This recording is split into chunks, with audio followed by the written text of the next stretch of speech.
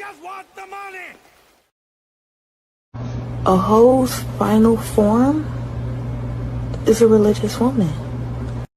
I'm not a good woman, okay? I promise you don't want me. I don't cook, I don't clean, I don't do 50-50.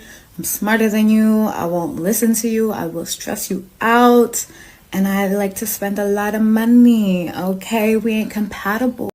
You're hairier than a motherfucker, too. Your personality ain't much to speak of either. Your cooking ain't shit. You ain't clean worth a damn. Nasty bitch.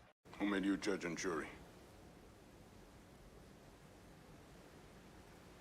Well, it's a tough job, but somebody's gotta do it. Now.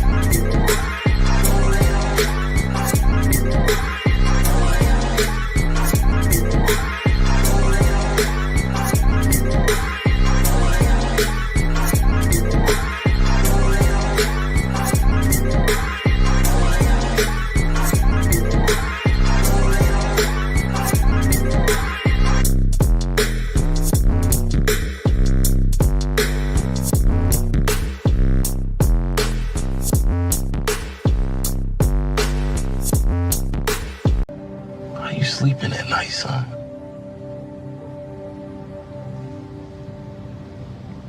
Like a baby. Mr. O with the info.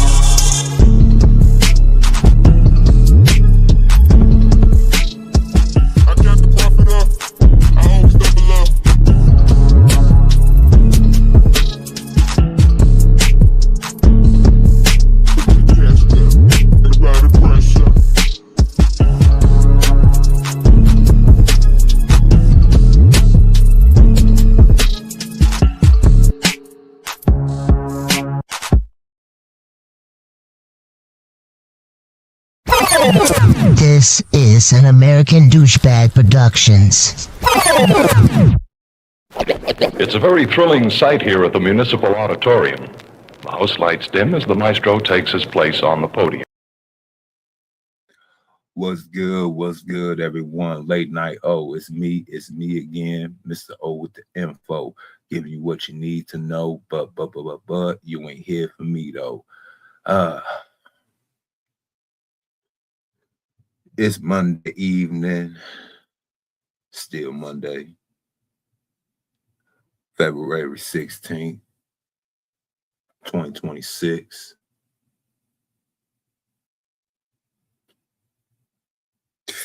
Got a little 5 stream to go ahead and do tonight.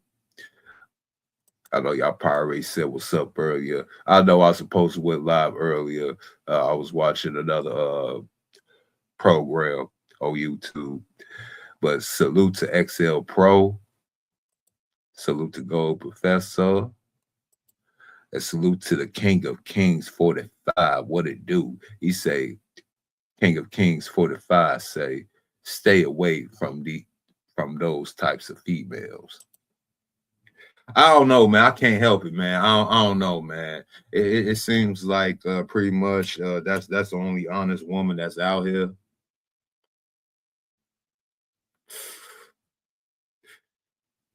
I mean, the rest of these chicks is renegades.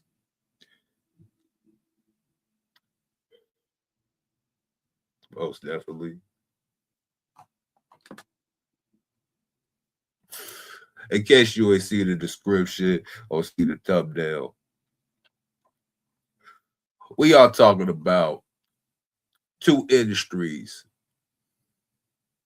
that's pretty much dying fast. You know,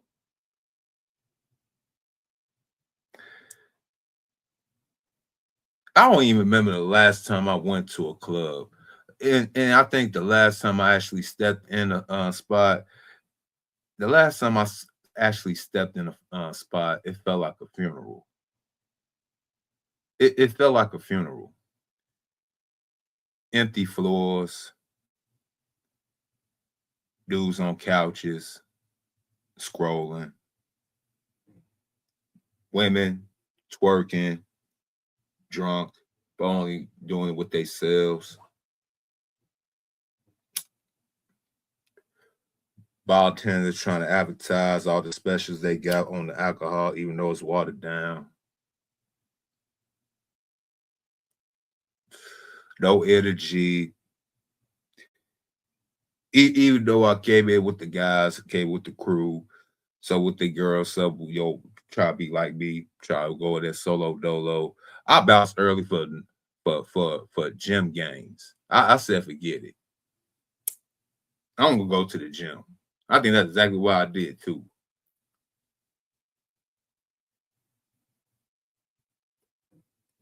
They get back in the damn gym while I'm talking.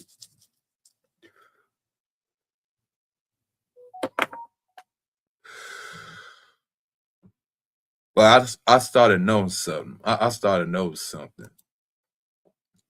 Even when I was going to the regular clubs, even though it's a dying industry, a dying establishment, I said, you know what? Let me go back to one of my old pastime habits. When I was out here being a fool with my money, you know, going to strip clubs. I mean, for what it's worth, I never had maybe one time I had it was not really a bad experience at the strip club. It was just that when Juicy J came out with that song, Bands Will Make Her Dance, that song basically solidified what type of clubs that I would go to. This particular strip club, I don't know, it's still in business at all. Was it Red Diamond? No, King of Diamond in Chicago. Long time ago.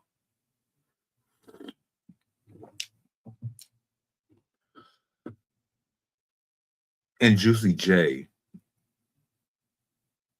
the intellectual, gifted rapper from Memphis, said, and I'll quote, "It's not a strip club if they ain't showing you know what." This particular club not only had Skrippers, if you want to call them that.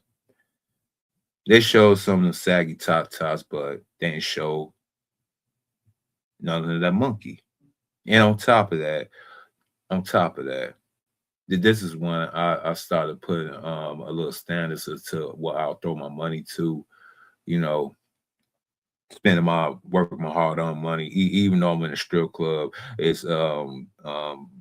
It's recreational, but unless you know a couple of strippers that you know you can go ahead and do some damage to after the strip club, I highly don't recommend it, because they will go ahead and lie to you. They'll go ahead and let you go ahead and get a couple of lap dances.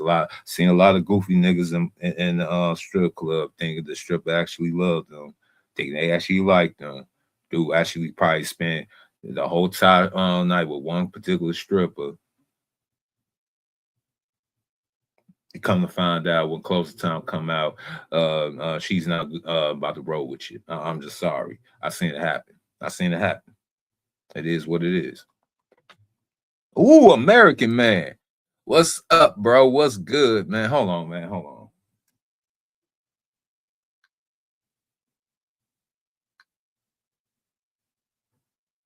Gotta give you a wrench. Gotta give you a wrench. Hold on.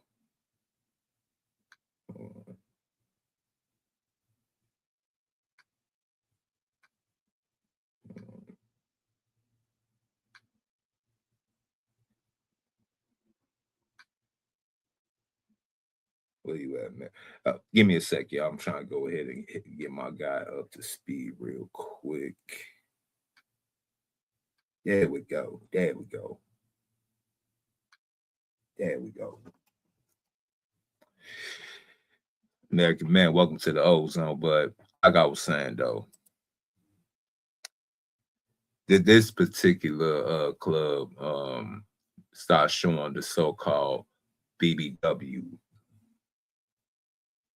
Now, the BBW started taking effect really hard in the mid-2010s, early 2010s, like 2014, 2015-ish. And after that, when I started seeing roles, and I feel like I got to throw $1 out here, and I don't want no lap dance because you probably going to mess up my thigh bone, my knees, and everything. No. And some of these places, they have a champagne room, and the ones in the know what a champagne room is. If not, I reference the song by Chris Rock from back in the 90s. He'll tell you, explain to you what the champagne room is. American Man 845 has run, why are more people listening to you? Well, American Man, I tell you this because how can I say this? I'm this type of character over here. Let me bring him up right. I'm fair. There is no racial bigotry here. I do not look down on niggers, kikes, wops, or greasers. Here you are all equally worthless. Yeah, I'm kind of asshole. I say a little bit colorful things and everything. You two don't really rock with me like that. They kind of got me shadow banned a little bit. It's cool though. I mean, I'm gonna break through one way or the other, but I figured like this. I might as well go ahead and do it like this and feel like being like myself instead of trying to switch up and be like all in the algorithm chasing and stuff like that. It is what it is. I mean, I'll stay over here in my little five corner with my twerking little chick walking right here on the side, and my other one up in the corner twerking her ass. You know what I'm saying? It is what it is. It is what it is. Yeah, mine is a terrible thing to waste. Back to the titties. What's going on? Now back to the titties. Salute to my brother. I've been rocking with you for. Oh yeah, I know, American Man. I know. And you know, so I just rinsed you up. That's for how long you've been rocking with me. I just rinsed you up real quick. Welcome to the ozone. You know what I'm saying? And make sure you hit that like button, share to your platform. And my boy, my Detroit XRP, you know what I'm saying, 313 was good. And my other bro, man, Andre 420 reform was good, bro. Was good. I'm getting more people than usual. You know what I'm saying? Usually only have about 3 people watching at a time. You know what I'm saying? I'm glad I got like 9 people watching concurrently. Thank y'all. Make sure y'all hit that like button. It's 8 people now. I guess they didn't want to go ahead and get the shout out and whatnot, but it is what it is. But I started knowing something along the lines that starting around 2019 going to 2020. I mean, we was all locked down in 2020, you know, the big old psyop, the thing called CVID, you know, 19, the so-called jab. We already know what happened. But by 2021, 2022, the world started back opening. Yet these industries has been taking a turn for the worse. I mean, it used to be a time women, especially Skrippers, was able to go out to a nightclub. And even going on the last decade, a lot of women started frequent the strip joints along with the male throwing money and all. You know what I'm saying? We had got to a point due to the so-called economic trying times, you know, with inflation, oversaturation in particular markets, you know, with the SEX work. Kwame Quadri, what up? What up, bro? What's good? What's good? What's good?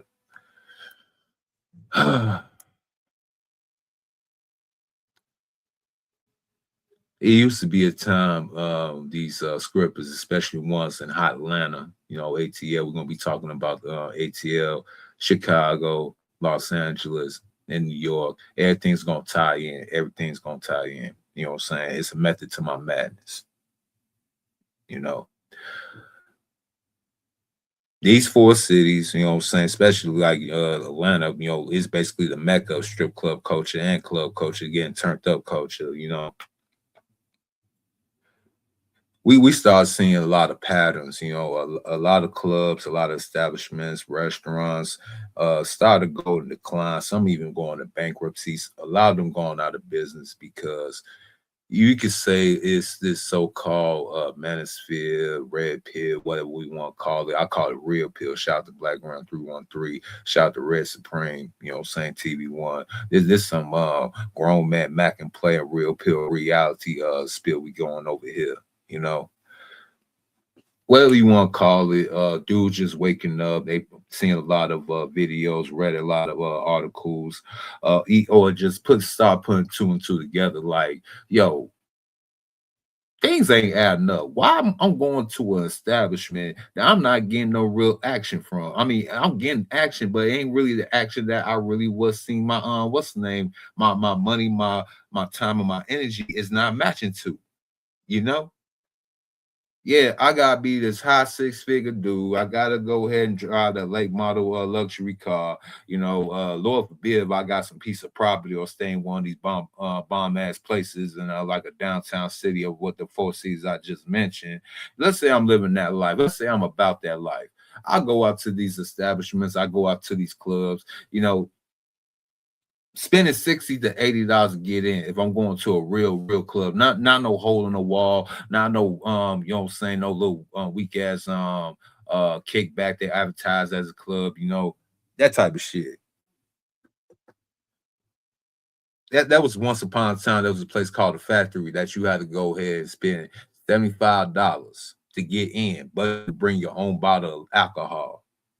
I ain't get a chance to get into this style. I didn't get a chance to go because it started going up when I wanted to go. It was $75, then it went up to $100, and I was like, so I gotta go ahead and still bring my own drink, and I gotta pay $100 to get in. But the caveat to it though was like two clubs in one. On one side you had your regular club, and the other side you had the strip club. So this is the basis of what I'm about to go ahead and say. An establishment like that today would not survive.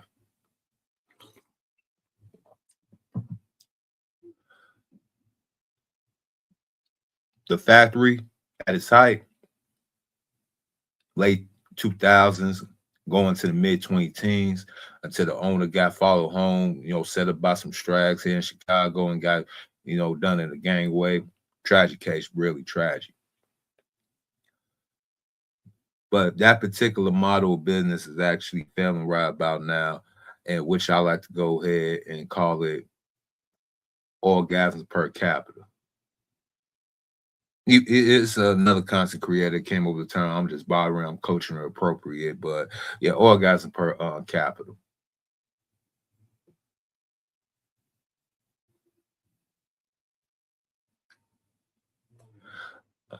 A lot of dudes out here ain't got the time nor the energy, and most importantly, the money to go out here and just trick off their time, money, and energy on some of the most I mean, we got some baddies out here. You know, I'm not missing the optics. I know there's some authentic, original, natural baddies out here first. And I know about the BBL, surgically enhanced modern medicine has basically created with these how can I say these renegade mercenaries with vaginas. Get down here how you live. It is what it is, but you know what this is. You know how we got to go ahead and sort y'all out. So I've been doing some research into this theory, and since a lot of people is not getting to so-called quote unquote relationships, marriages anymore, the day market is basically overblown with a whole bunch of singles on both genders, men and women, but mainly the women folk.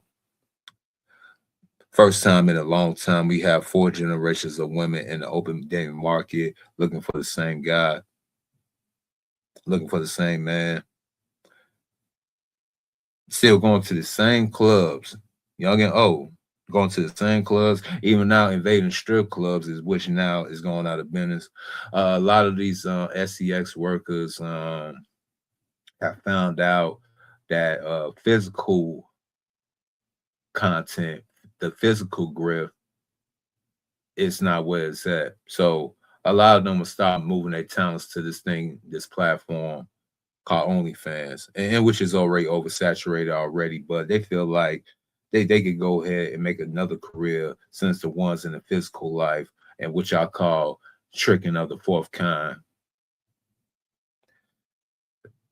Until they find out you got to be a certain skin color, certain age, a certain body type, and certain demographic to actually make some dividends on that type of platform.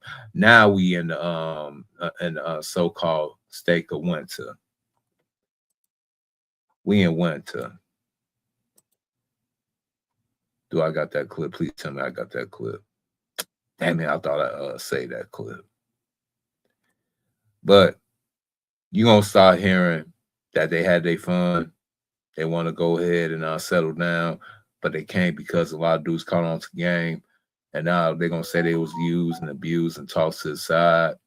From a low wasn't developed. And all you're going to hear is this. I'm done with life, and it's all Jermaine's fault.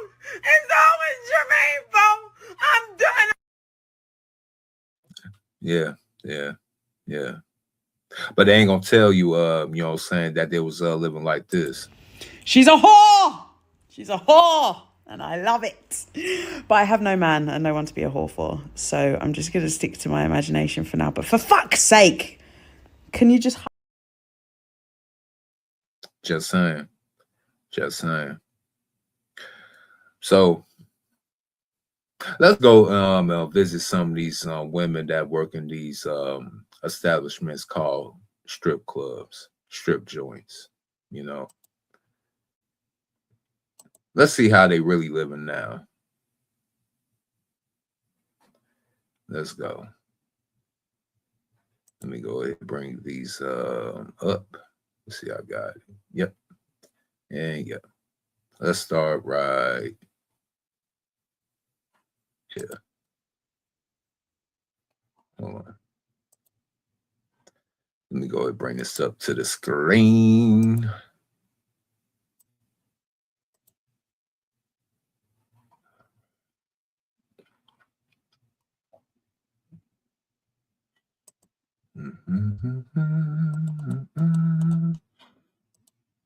We're in a recession. Let me explain. The stripper index is a recession. Strippers are the best way to tell if we're in a recession. Let me explain. The stripper index is a recession indicator showing when the economy slows down, so do the tips. When economic times get tougher, non-essential discretionary spendings are the first ones to be cut, like the strip club, unless you think that's essential. Which is also why we're seeing the whole consumer discretionary sector take the hardest hit this year. Some guys and some mainly the women, you know, women gonna say it's essential in this particular industry. They how else they gonna pay their rent, be able to get tax-free money, you know what I'm saying, make them little Instagram videos to convince people that they live in a particular lifestyle.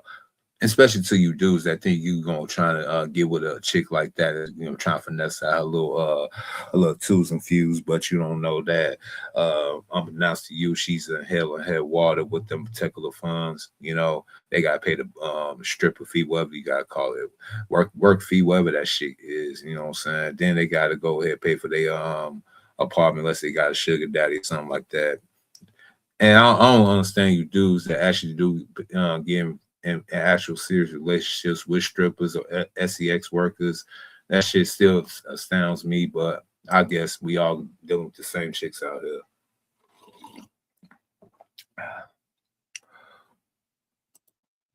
American Man said, oh, if you ever came south, bro, you have real guys which appreciate it.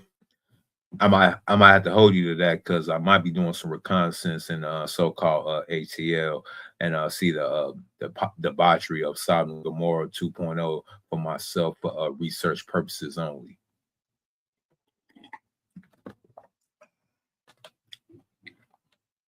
Been through Atlanta, but never experienced Atlanta. I'll let y'all know in the near future. But yeah. Did you hear what this little particular South Asian man has said? Let me rewind just a little bit. To be cut, like the strip club, unless you think that's essential. Which is also why we're seeing the whole consumer discretionary sector take the hardest hit this year, even more than tech. This stripper called Botticelli Bimbo posted a tweet in 2022 stating that we're in a recession. She even went to state that strippers are better trend forecasters than any finance bro or marketing exec, and she might be onto something. Because while we didn't go into recession that year, we did have a really bad year for the S&P 500, falling negative 18%. RCI Hospitality is the largest publicly traded company that owns and operates Gentlemen's Club, and it's down negative 35%. Damn. You know what? You tricks and you simp ass niggas gonna bring the shit back into full swing, but I need to go ahead and grab me a couple of them what's the name, RCI stocks real quick. Not financial advice. Not financial advice. What up, XL Pro? What's good? Not financial advice, but I'm gonna go ahead and grab me, myself, and I, some of this particular stock right here. Interesting. Now, I might say some things, but it's still not financial advice. But a lot of sin, like biblical what's the name references, a lot of sin stocks. You could think what of a sin stock of, use your imagination. You know what I'm saying? It's going to be going up in the next few years. You know, projection by the market. You know, gambling, gentlemen's recreational purposes, all the other stuff. Use your imagination. You know, just putting out something on your mind, but it's not financial advice. Gotta keep on saying that. Year to date, so take it how you want. There's also other unusual indicators like the lipstick index, where lipstick sales increase during recessions because people cut back on large luxuries but still keep the small treats like this. Or even something called the hemline index, basically stating that skirt lengths get shorter during times of economic growth. TLDR. Wait, Mr. Asian man, are you telling me when times get rough or rougher in this case in point? Hold on, let me go ahead and rewind that to make sure I heard this correctly. You know, let's go back a little bit. Increase during recessions because people cut on. There's also other unusual indicators like the lipstick index, where lipstick. So the lipstick index posits that during economic downturns, sales for affordable luxury items such as lipstick, nail polish, and perfume increase. Interesting. Did y'all write that down? Interesting. So, and let me hold on. Sales increase during recessions because people cut back on large luxuries but still keep the small treats like this. Or even something called the hemline index, basically the hemline index. So what he's trying to say is the hemline index indicates during recessions or any economic downturn period, when the economy is doing bad, women's skirts get shorter.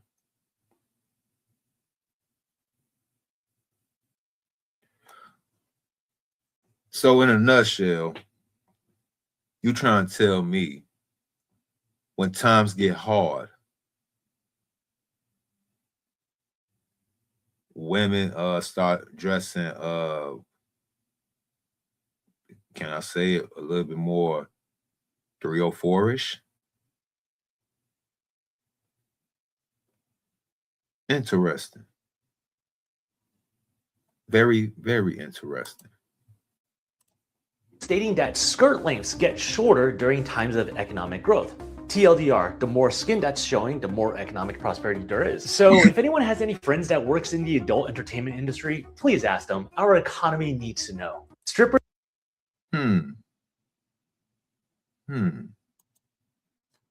Interesting.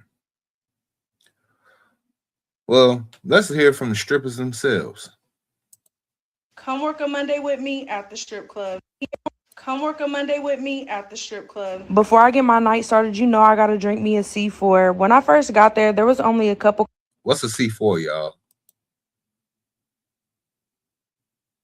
What's a C4? Is that like an energy drink or like a caffeinated drink or something? I'm not familiar. I don't mess with them type of things bad for your heart. But she said she got to get a couple of them C4s before she started shift. So I guess it's something got to be caffeine related. But at the strip club. Before I get my night started, you know I gotta drink me a C4. When I first got there was only a couple customers, but everyone that I talked to wasn't trying to spend no money for real. Y'all, the club was so dead. Hold on. Tonight, I got there around 11:30 and I left at 2 o'clock. We closed at 3, but it was the same people in there the whole entire night, literally like the same 6 tables. And I wasn't finna wait around and see if anybody else was gonna come in there because I was just sitting around yawning all night. I didn't even get a chance to record anything because there wasn't shit going on in there. Tonight I paid $48 to work, and let's see how much I made. 41, 2, 3, 4, 5, 6, 7, 8, 9, 50, 51, 52, 53. $53. So I basically only made $5 since I paid $48 to work. But I'm not really tripping because it is a Monday, so I already knew it was going to be slow. Because every day can't be Christmas, and I'm going to try again tomorrow. Another day, another dollar. Come work a Monday with me at the strip club. Before anything, 2 o'clock. We closed at 3, but y'all, the club was so dead tonight. I'm trying to spend no money for real. Y'all, the club was so dead tonight. I got there around 11:30 and well, I'll be damned. Damn. American man say, are you listening to these 304s? This is for educational purposes. Mr. American man, you know how we do over here. This is like what SKC does on his platform. This is a anthropological no ask me to say that word again or even 3 times fast, but you know what I'm trying to say. We're just doing a particular study into American sex culture via strip club and nightclub as of now. Yes, so we gonna have to listen. And yes, it's dangerous, but again, if you're not familiar with this platform, Mr. American man, and I like that you got American in the title because again, this is an American Douchebag Productions. And don't you forget it. But I had to step away for a little bit, so I'm trying to catch up with what she has said around this part. So forgive me if I'm repeating the content, but I go ahead and give my own particular notes. So let me continue. I left at 2 o'clock. We closed at 3, but it was the same people in there the whole entire night, literally like the same 6 tables. And I wasn't finna wait around and see if anybody else was gonna come in there because I was just sitting around yawning all night. I didn't even get a chance. So let me get this straight. This particular SCX worker, we're just sitting around, hopefully to catch a good old trick, a good old Myron type of guy from Players Club, a regular, something like that. or probably some athletes or some scammers, mid-level to high profile dope boys or something like that. Something. She got there just a tad bit late. She said 11, which is kind of still a little bit. I mean, and you probably want to get a couple of the stragglers before the other girls get there, so you go and get your little twos and fews. But damn, from 11 to 3 in the morning. American Man has written. He said, "Tell fat hands she's not hitting."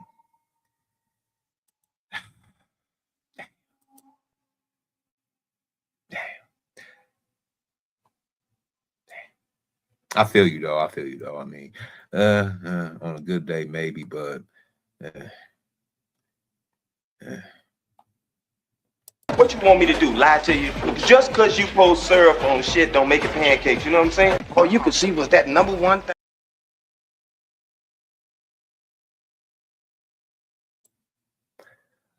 yeah, I get it. Yeah. I ain't know I was muted up, but yeah, I get it. American Man, my bad. I thought it was unmuted, but yeah, tell fat hands that she's not hitting. But damn, from 11 to 3, you just sitting there. Hopefully, one of your regulars like Myron from Players Club or Scammers, Dope Boys, Old Trick Daddies, or something was gonna fill that void from 11 to 3, which is like a 4-hour shift right there. The same 4-hour shift you got paid legitimately at UPS, Amazon overnight, FedEx. But no.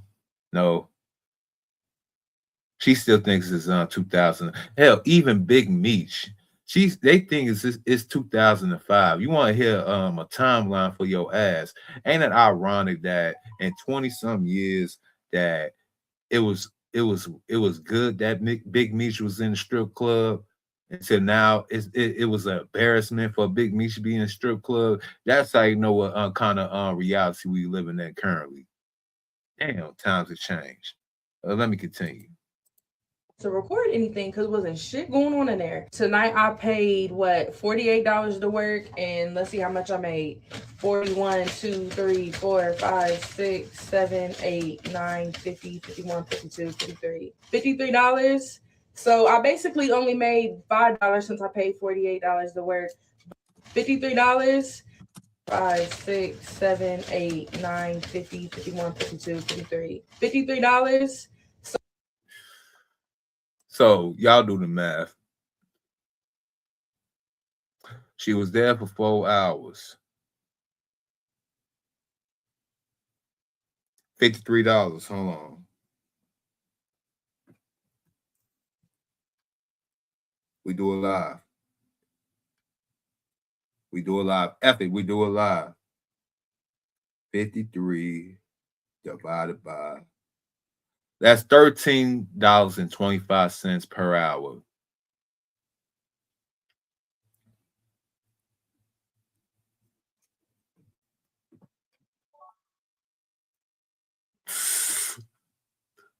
She made the equivalent of $13.25 an hour for the 4 hours. Sit around, try to shake some ass. Hopefully, if they have a champagne room, I make up the last of the bit of dividends.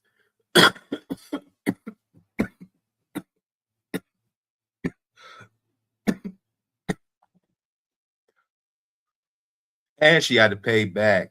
She had to pay back her fee to the club. So in the end, she don't even have enough money for a pack of swishers.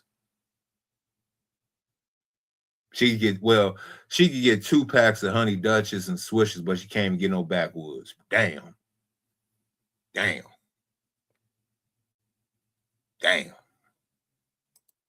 Let go. So I basically only made $5 since I paid $48 to work, but I'm not really tripping because it is a Monday, so I already knew it was going to be slow. Because every day can't be Christmas, and I'm going to try again tomorrow. Another day, another dollar.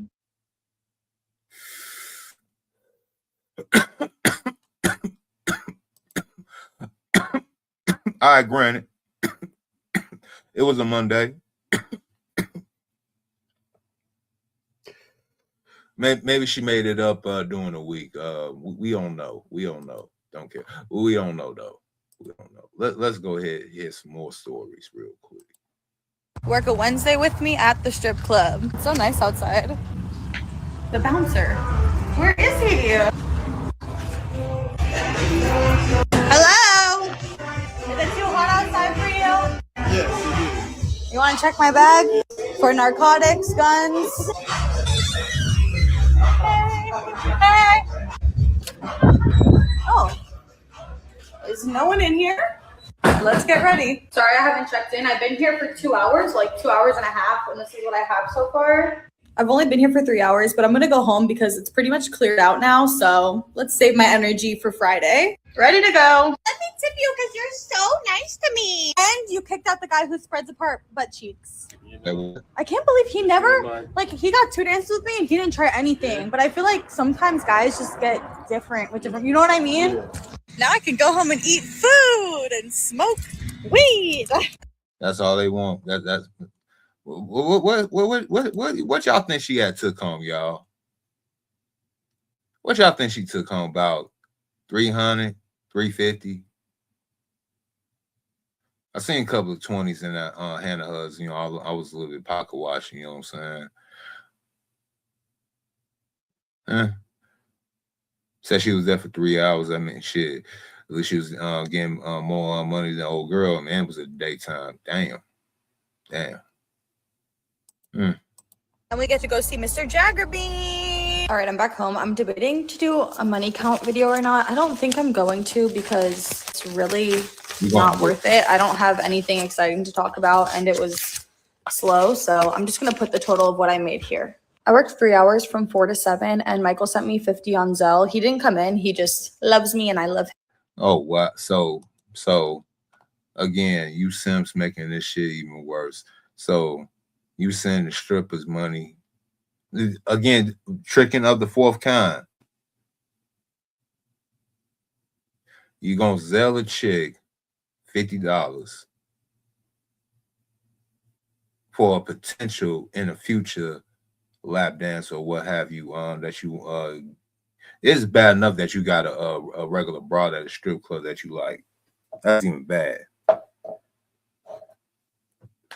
But send her $50, man, yo.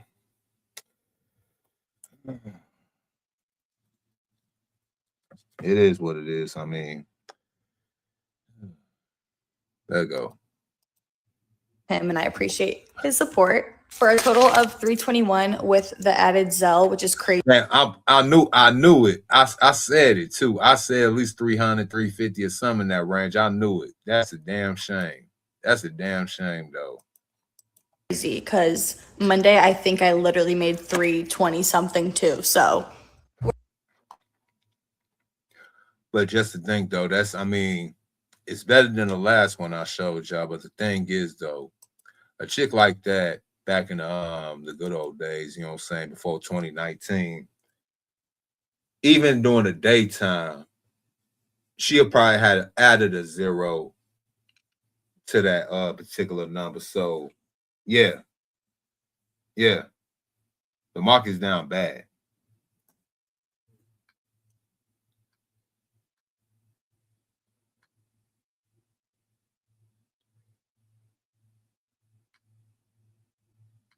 The market's down real bad. Just saying. We got some more stories in Utah. Come to work with me as a dancer in Utah. Come to work with me as a dancer in Utah. So you got some good old Mormons out there, you know what I'm saying? Even though they got X amount of wives, you mean tell me they got time to go to the strip joint, you know what I'm saying? Out there in good old Utah. Must be nice.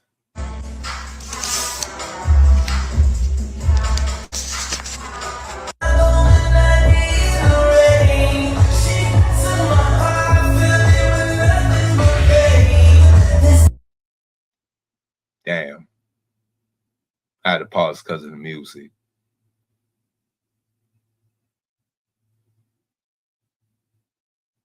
A strip club. Now, I don't know what day this particular what's the name was filmed. Don't know what's beginning of the week like old girl was. You know what I'm saying? But it is not looking too lively up in there. Don't know it's the daytime. If this is the nighttime, ooh wee. But then again, it's Utah, so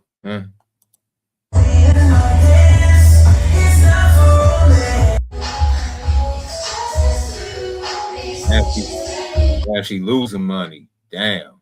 She started out with $5, but she had to get something to drink because she thirsty. Maybe you should go ahead and stuck with water. You could have kept that $5. See, they ain't got no survival skills. They ain't got no hustle. They don't understand the struggle. So you don't spend your last $5 on damn $5 for a Sprite. You know it's really bad up in here. You know what I'm saying? Damn.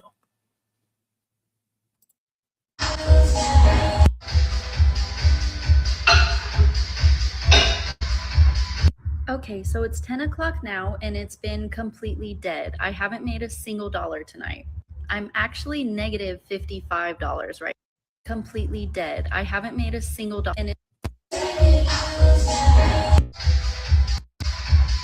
Okay, so it's 10 o'clock now and it's been completely dead. I haven't made a single dollar tonight. Been there all night. Nobody came in. Went in the hole. $5 already for buying a overpriced, ironic fitting a Sprite. It's supposed to quench your thirst. And ironically, the strip club thirst was quenched as well. Damn.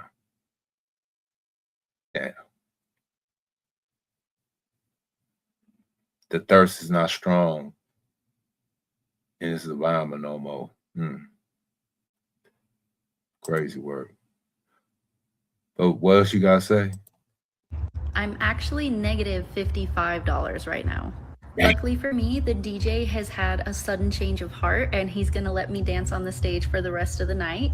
So that means I can at least get $20 an hour instead of $0. I'll check back in a little bit.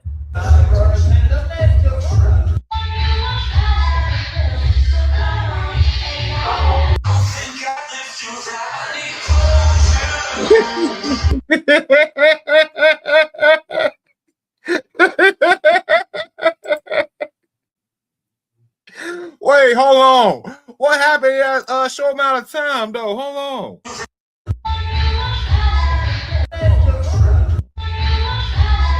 All right.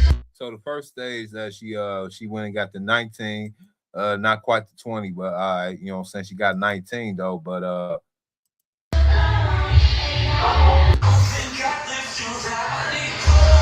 11 p.m. total at negative $36.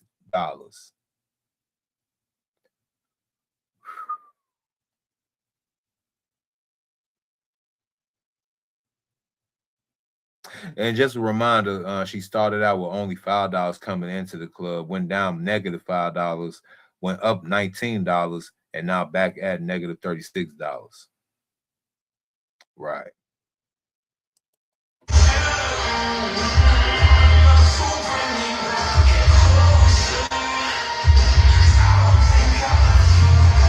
Okay, so it's 12:30. We have like 30 minutes until we close, and the only money I've made tonight is like $40 on stage. And to be honest, I have to tip it all out when I leave. So it was definitely not a good night. I got to come in and check in and hang out with my girls and dance and have a good time. I did not make a single dollar of profit tonight. I always round down when counting. I actually made $20 tonight.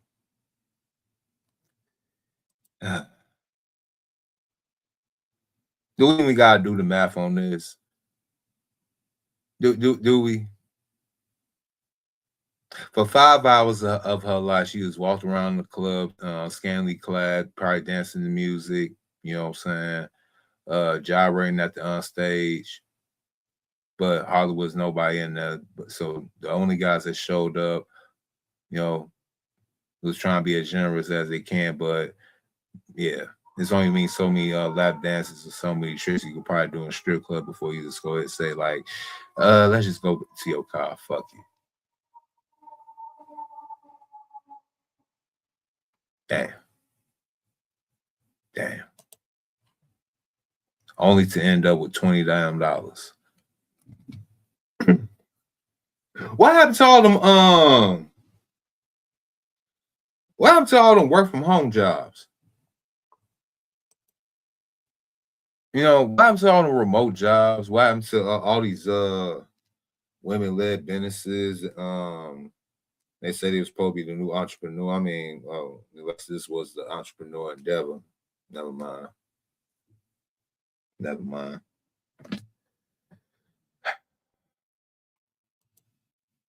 Never mind.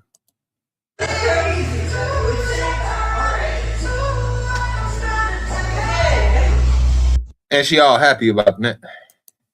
I'm home and we can talk more tomorrow. I'm busy. So basically you just spent all your little money that you did have on that damn burrito, probably from Chipotle or somewhere. I mean, it can't be from Chipotle. They closed early, but you know what I mean. So in essence, she only probably walked away with about $5 again. Because, you know, that burrito probably cost about at least 10. You know, she probably went and got something else to drink. Yeah. Yeah. Yeah. Yeah. Oh, I got one more. Come work a Tuesday with me at the strip club. This is my first night working in 9 days. Y'all, when I say the club was so dead, I was sitting around pretty much the whole entire night. But thankfully, my best friend was there. We was just sitting around drinking until about the last 2 hours is when I made money.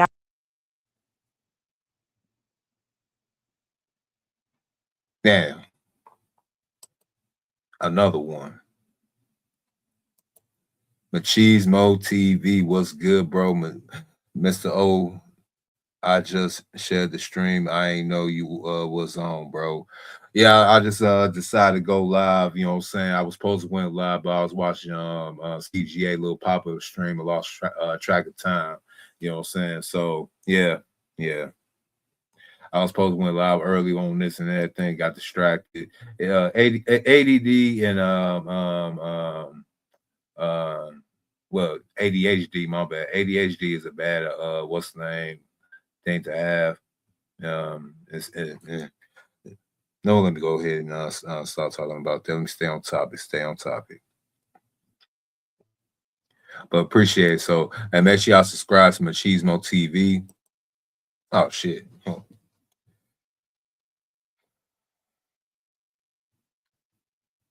Hold on.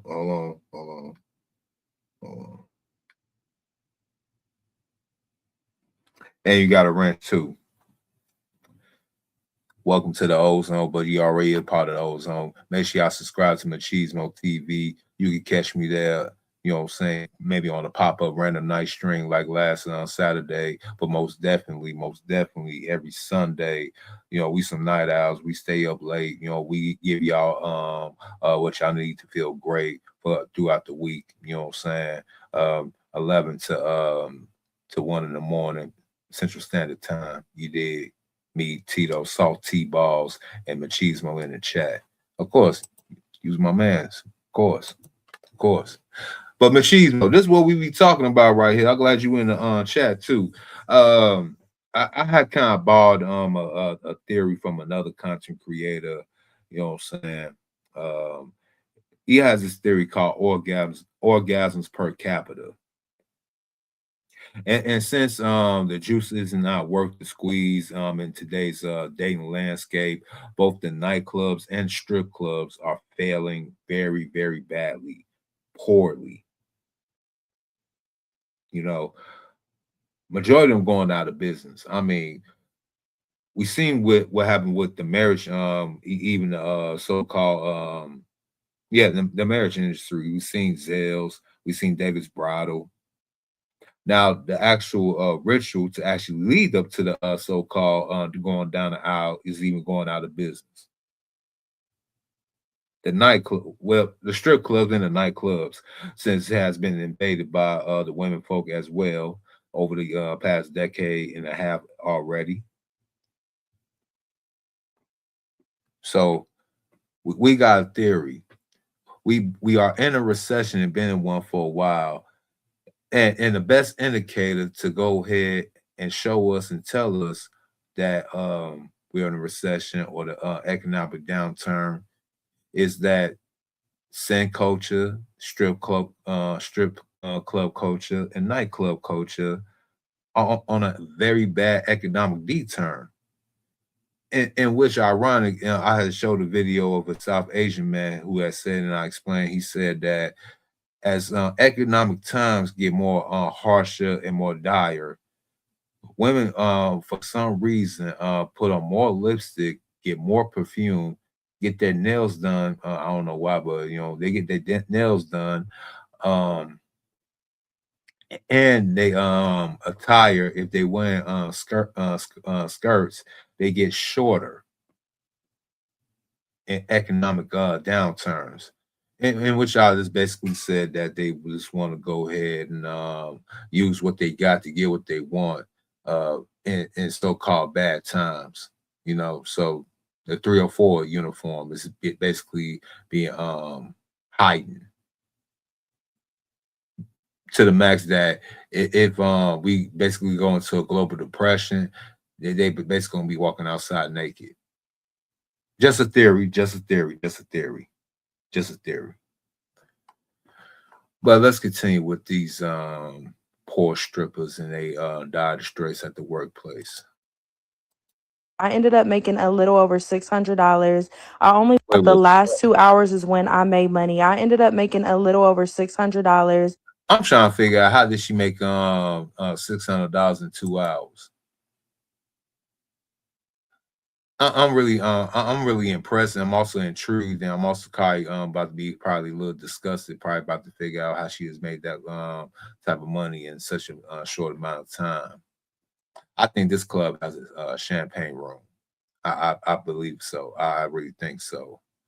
This club probably got a champagne room. And the ones in the know, like I said before, if you don't know what a champagne room is, there's a music video or a song. Matter of fact, I'll go ahead and find it for you, put it in the chat.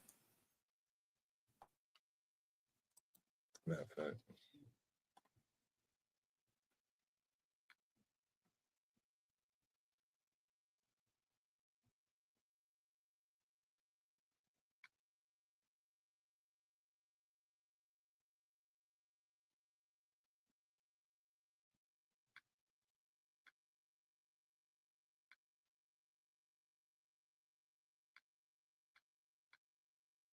For y'all viewing pleasures a little bit later, go ahead and check that video out. It's a classic from the 90s, you know what I'm saying? But yeah, $600 in only a couple of hours. Yeah. I only worked 5 hours, so it ended up not being bad considering how slow it was. Come work a Tuesday with me at the Yeah.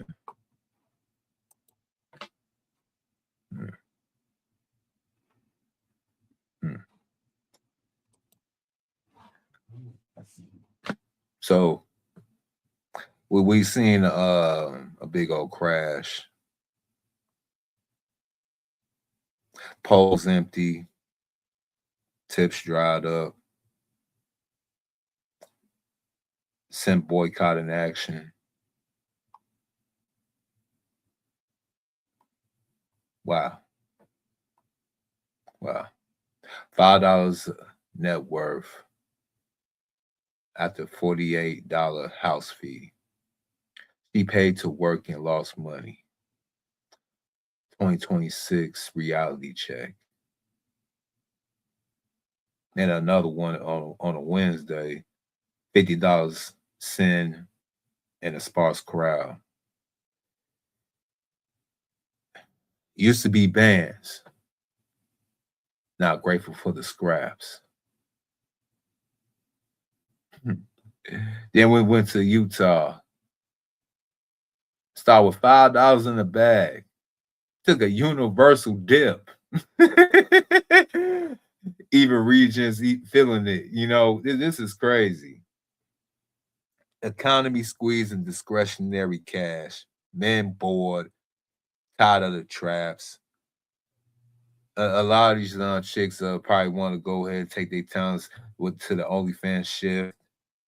And a lot of dudes is just being awakened right now. So, yeah. It's some crazy times we're living in. Your money, your choice. They using their body, their choice. I mean, your money, your choice. Why fund fake vibes when building empires?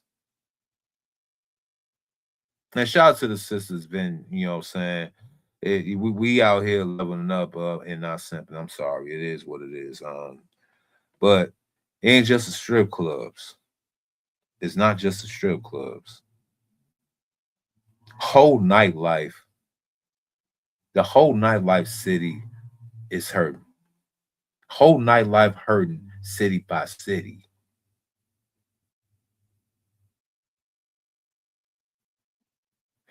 Dallas black events empty. Women waiting on crickets.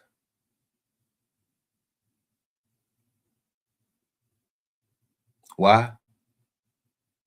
Men ghosting for attentional dating, I guess, if you want to go ahead and say that. Dudes want to get their peens wet. Dating is code word for screwing. Can we just be clear? Machismo wrote, Skripper Chronicle, laugh my ass off. They down bad. Yes. And since machismo, if they can't get it in a so-called chosen profession, again, this is their choice, my body, my choice, right? Since they can't get the funds through their so-called profession, they want to go back and get it the other way too. They could go ahead, clean themselves up, and act like they're just having fun and go out to enjoy the nightlife. You know what I'm saying? Hopefully they'll find a guy. Hopefully they'll find a guy that's out there just, out there just hoping to find love. You know what I'm saying? Do you believe in love, machismo? Do you believe in love? Do you believe in being the one? Do you? The boss life is eternal. That's my philosophy with cheese on the boss life. The boss life is eternal. From my beautiful city to Shy, the heartland, holding it down on this crisp February 17th. Then you got places, you know what I'm saying, like NYC's, bottle service ghost towns. Then you got LA's quiet scene vibes. And don't get me started about LA's what's the name? It's just drying. It is dying. It's going real bad. So let's go to NYC and see how the club scene is going on up there real quick. I'm going to tell you why the club scene is over. The club scene is over because men want to be women. And when I say men want to be women, they want to cut the line. They want to go in with the promoter. They don't want to buy their drinks. They don't want to buy their bottle. They put on their best fit to impress other men. They're at this club to see this performer, to get a video that they were there and then talk about it for months that they know this performer. Wait, what? You know what I mean? They want to stand on... Wait, what? And The what? I'm going to tell you why the club scene is over. The club scene is over because men want to be women. And when I say men want to be women, they want to cut the line. They want to go in with the promoter. They don't want to buy their drinks. They don't want to buy their bottle. They put on their best fit to impress other men. They're at this club to see this performer, to get a video that they were there and then talk about it for months that they know this performer.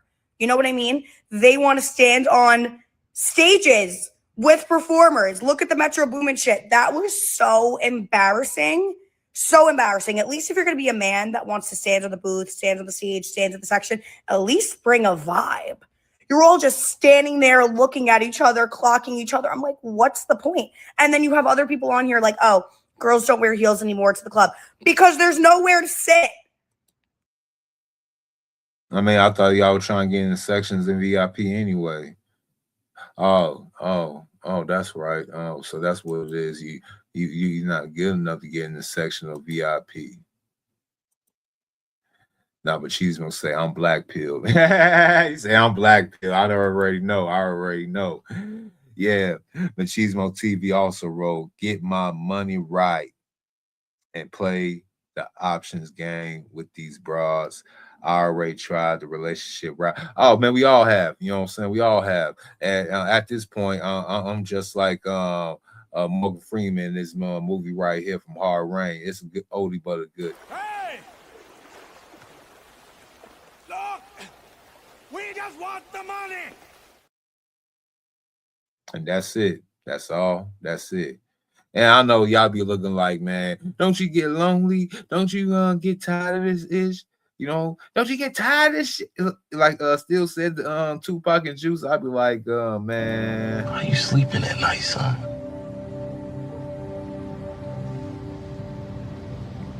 Like a baby. I hate most people. There are times when I look at people and I see nothing worth liking.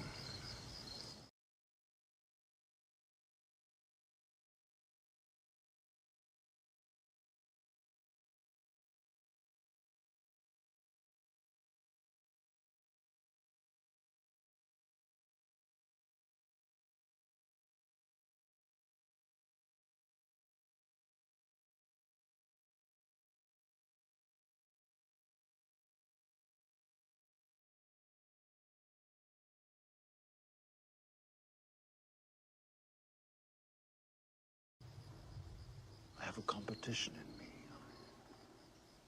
I want no one else to succeed.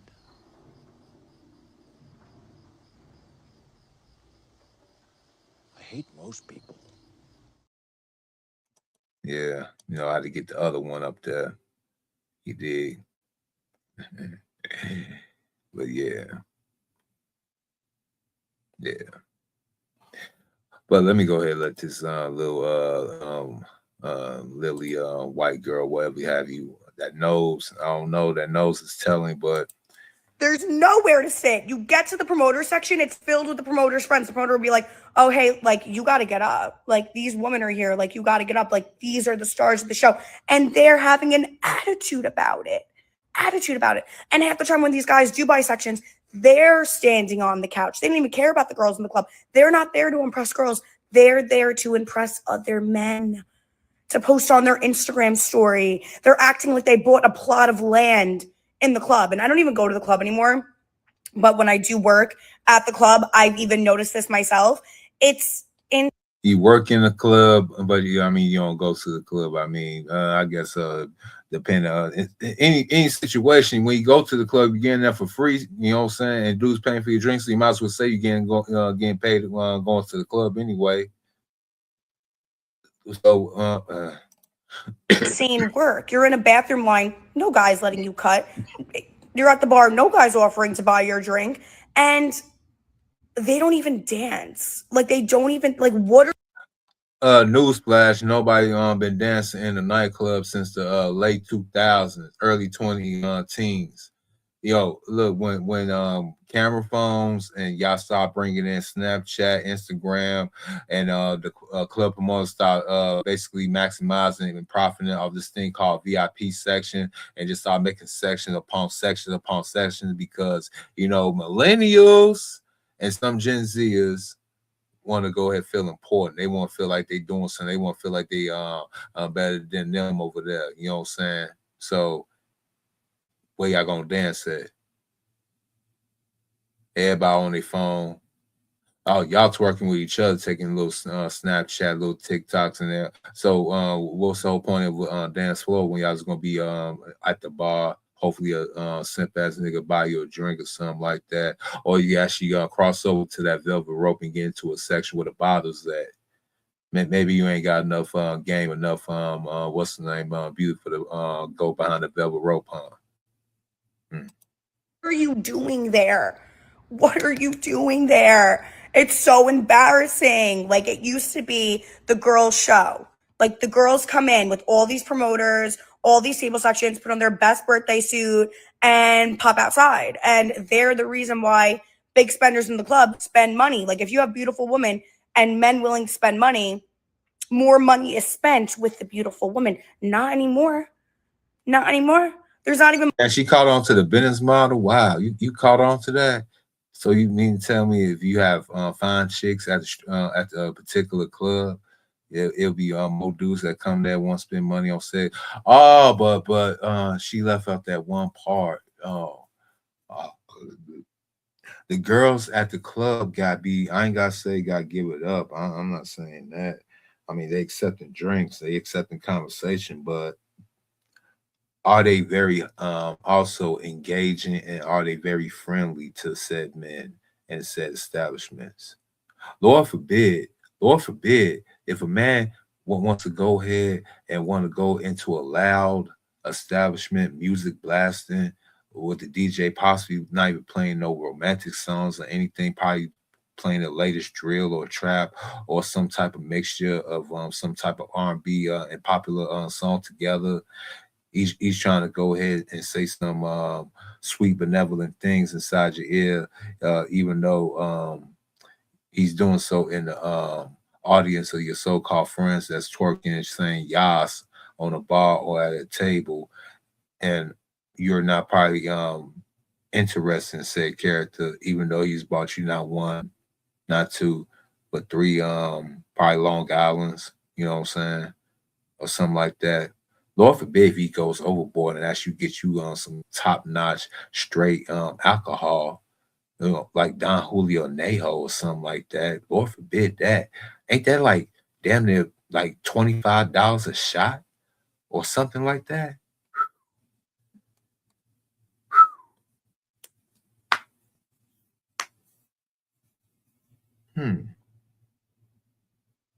And since there ain't that many guys that's economically attractive enough going to these establishments already, and Chad and Tyrone really don't need to go to clubs and spend a whole bunch of money since they got a roster late at night.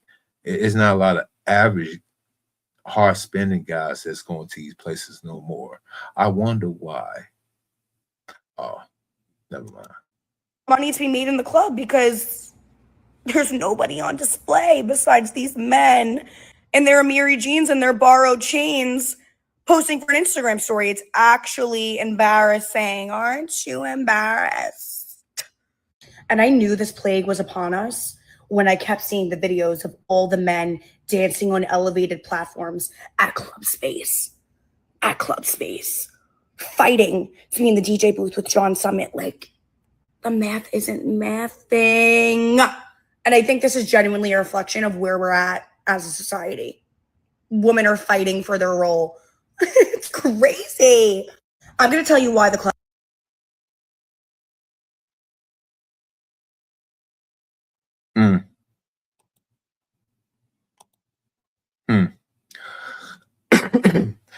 In other words, she's kind of upset that there's not a lot of guys at these so-called clubs that's willing to throw their lives away. You know, let's go to another segment real quick. Or maybe I'm just changing because everything I used to think I wanted or I thought was cool, it doesn't feel good anymore. Baby, for one, the club culture is dead. Until y'all bring back dance floors, I will not be attending. That whole pop bottles, club up culture, sections culture, it's not natural. Dr. Day White, fair use. I'm going to show you how busy it is on a Friday. Right, Megan, open the door. Are you ready?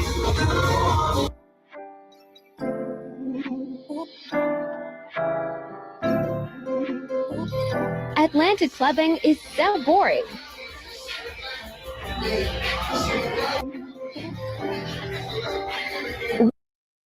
Yeah, the music giving it away, but yeah.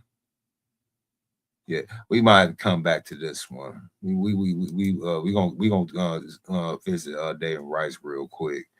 You know what I'm saying? But yeah, you see what I mean? But let's keep continue going to NYC. Let go.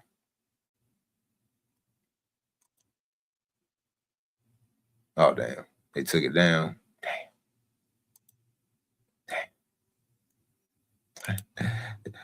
It's a dirty game trying to be on TikTok. I mean, trying to be what's the name? All right. Hold on.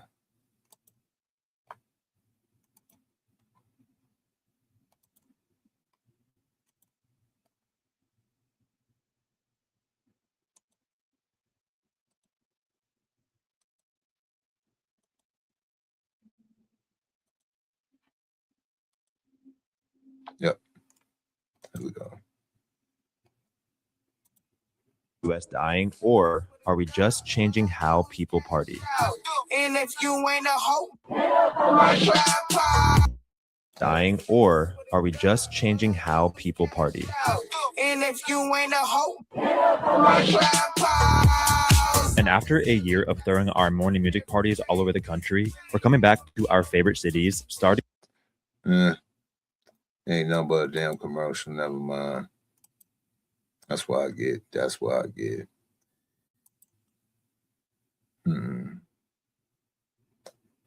Fuck it. Let's go back. Let's go back. Let's go back to dating. What's the name? Dating, right?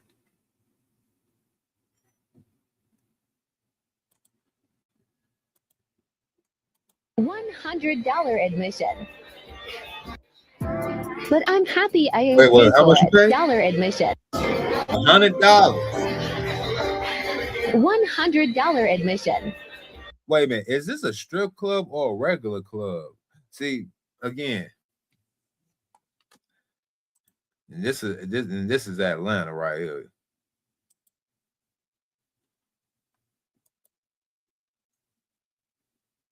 You gotta spend $100 for a partial nightclub / pseudo strip club, and she's saying it's dead up in there.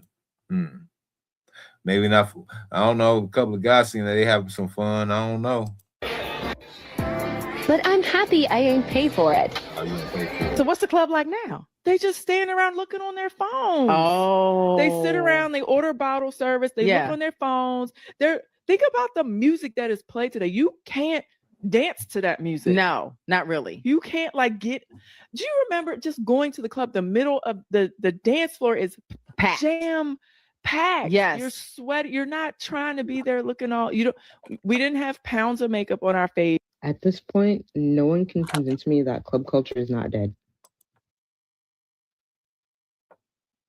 Damn. Tasting nice right there, boy.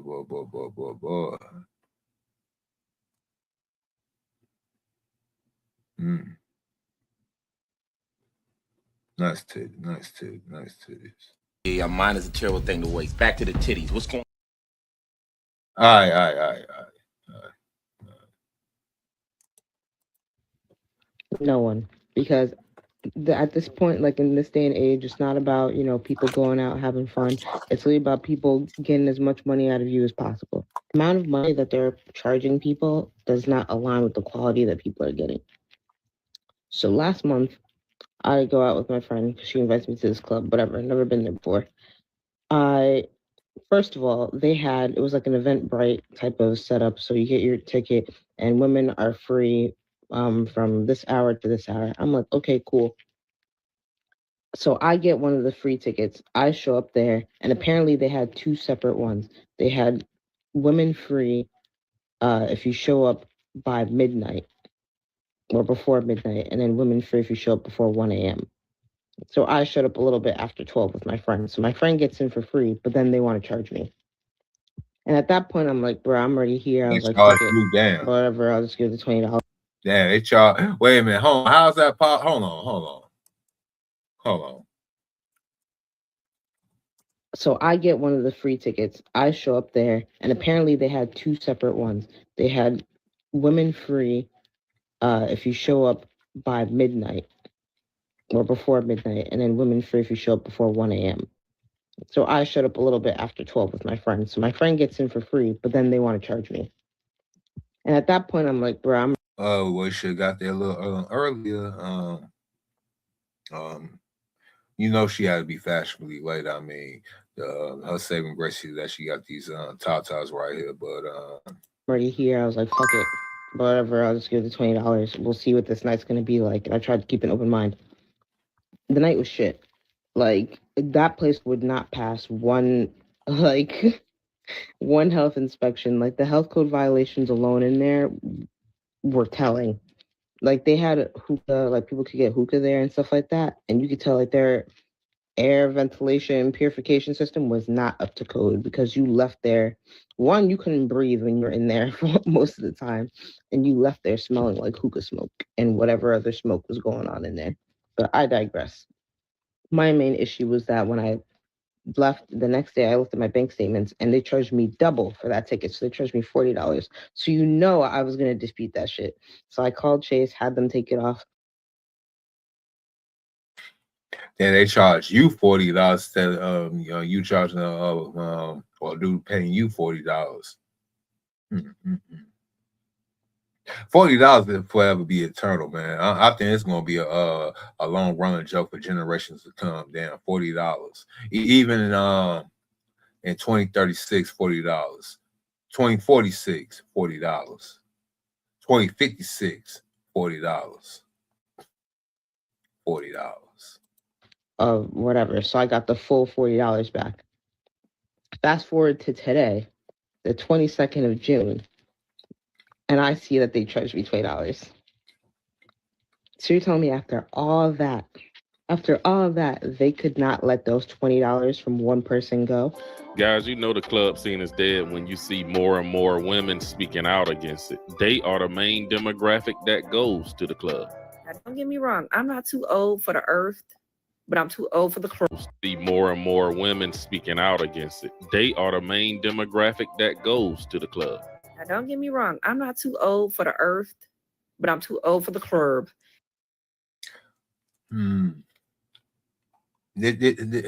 What? The not the club, the what? The club. I can't even do that shit. I mean, every age group has a fun and recreation time. I get that. You know, we all live this thing called life. We don't stand still in life. We go through different stations and stages in life. I know our grandparents and great-grandparents, especially ones in the 1920s going over to the 1940s, I know they painted the cities red. I know they did that. It's in written and in some cases filmed history, you know what I'm saying, historically. So we gone are the days of having such a good image of your so-called forebearers and all that good stuff. We got the tapes, well, the films anyway. We got the literature, we got the books, we got the magazines, we got the letters. All right. But I say that to say this. Some things after a certain period in lives becomes just a stage and a thing in life. It'll be like back in our club days. And they'll tell you this, you know what I'm saying, from back in before like the 1970s. Yeah, they start getting buck in the late 60s. So yeah, by the 1970s, people ain't really stay out too late and do all the crazy partying like they do now. Sure, they party and painted the town on weekends, but the boomers want to go ahead and party every damn night. Every single damn night. At least 6 days a week. You know, they were trying to still portray that image like they still going to church and shit. But nah. After a certain age, you start being in particular social clubs and everything. You start slow down. And yeah, that's around like late 20s, early 30s. The whole club scene, partying, going to clubs in your 30s and fucking 40s. I mean, and you think what's the whole point going there? What you want to be seen? Want to get someone to just suspend? Let me go ahead. Let me press play. And let me tell you why. So my friend hit me up and she was like, "You trying to go out tonight?" And I'm like, "Sure." And she was like, "Okay, I'm gonna hit the promoter up, see if we get a table." I said, "Absolutely." And she was like, "Okay, the tables are $750 and $950. There's 3 of us." So when I did the math, I was like, plus taxes and fees, if we get the $750 table, we're gonna be spending about $300 to $350 per person. She was like, "Well, fuck that. I could pay a bill." I said, "Exactly." She said, "The only reason why I want to go out anyway is because my ex got the kids and I'm finally free and I want to go out and step out and have a little bit of fun." And Also, so she go ahead and find a new stepdaddy. So she could look cute, get a couple of drinks, get a buzz on, have a couple of thirsty niggas try to holler at her, and go home and feel like she still got it. Yeah. How that working out? I know the DJ that's gonna be at the club tonight is gonna be good. Like he plays, really good set. And I'm like, "Oh yeah, so I would love to go too, but $3 to $350 per person." And she was like, "Okay, well, how about this? We just go up there and we wing it." And I'm like, "Girl, was that supposed to make me want to go?" She was like, "Well, between me, you, and our other friend, we gonna know somebody." And I said, "Oh, girl, that turned me off completely. Like, yes, we are gonna know somebody, and we have to talk to them and be in their face and be nice. And we just too old for that. Like, even if we don't know somebody to get us in the club, I'm not about to be sitting in somebody's section while they trying to pour alcohol down my throat. And I don't. Man, get the. You like that shit. I don't know what she's trying to act like she brand new or something like that, man.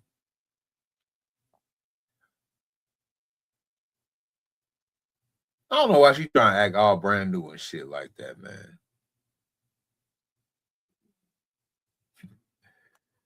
I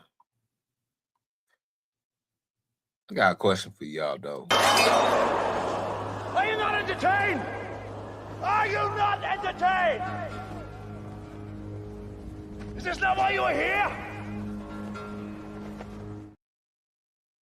If so, I need y'all to do me a favor.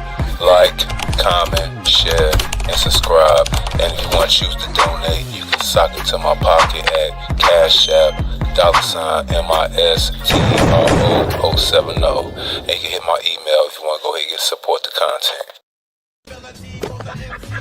Don't you want your donuts right? Oh, hey. Don't you ever fuck with me, boy. Do you know me now?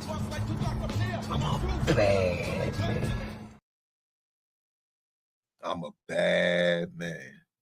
I'm a bad man.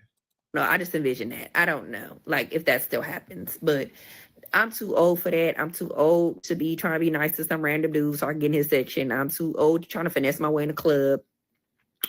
I'm just too old. And she was like, "Friend, me too. We just fuck it, we ain't gonna go." I said, Oh, it finally dawned on y'all. It finally dawned on y'all that even though y'all got that good melon, I mean, she I ain't gonna lie. Well, I'm faking the front. Y'all already know what I'm gonna say. See, I got to get up in there. I ain't gonna lie. Y'all know how I like about the light skin, brown skins. Y'all know. I still like chocolate too, but like Bryce and brown skins get first dibs. But yeah, she finally came to the conclusion that the nightlife, running club hopping, doing all those so-called fake extravagant things is not for her. So yeah, she got retired. She got retired of the fun girl and be basically a home girl, literally. "Well, good. We not gonna go," because that's why. Remember I told y'all I had went to the club this summer and all the females in there was between the ages of 21 and 24. And this is probably why, because I mean, at that age, you don't mind, finessing and scheming to get your way. and for free and having fun. Like, that's fine. But when you reach my age, like, okay, I just want things to be smooth. But then I'm like, I don't want it to spend all this money for it to be smooth. Like, I come from an era where we used to go to the club with no money or very little money and come back intoxicated. So I'm like, that's and then when I did start buying bottles, you know, towards my later years going to the club, like, I didn't mind spending $1,000 on a table back in the day. You a damn fool. Even when, like I said, once I start seeing that wave, motherfuckers just going to the club, not doing no jukes. You know, I like a good juking club. You know, I get right behind the chick, see what I'm showing, what I'm working with. Maybe a transpire later on to the night, maybe into a hotel, motel, Holiday Inn, say what type of situation. Once I start seeing all these table gatherings, all these table and bar gatherings, just juking and dancing upon themselves to entice, basically doing a siren call. They just basically just drunk sirens at the bar, wailing like banshees, you know what I'm saying, trying to draw attention to themselves, hopefully get a mark, a good trick to go ahead and trying to finesse his way and get to trying to get a number or something like that. You know, he got to go ahead and buy a drink or two, but yeah.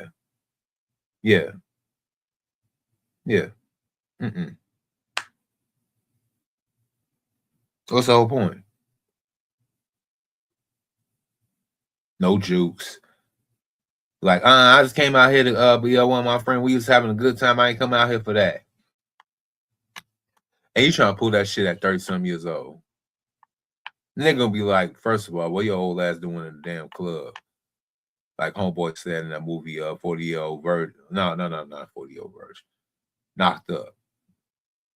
Like he said, told old girl, the white girl, with the pregnant girls that were trying to get in the club, he's like, yeah, I will let you in, but you an old bitch. And she a pregnant bitch. Why look like letting the old pregnant bitches up in the club? And a lot of y'all still try to pull it though, even the pregnant bitches. Ironically, seen it before in my life, signaling, but yeah. Let me continue. That was stupid, but I didn't mind. But now I mind. So I guess we just not gonna go. But yeah, clubbing over 30, I'm just don't have time for the politicking and being nice. I just want to get in, get out, and go home.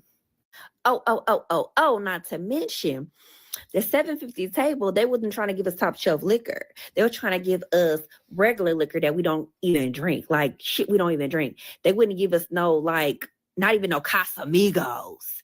Like, they're like, oh, you got to get the 950 table for that. Ew, no. Like, ain't gonna get one bottle? Child, hell no. I bet you a whole bunch of bundle of joy, a whole bunch of fun. I bet. She's saying the whole, what's the name too, honey child. Yeah, that we ain't never gonna leave that type of vernacular alone. Let me see something different real quick.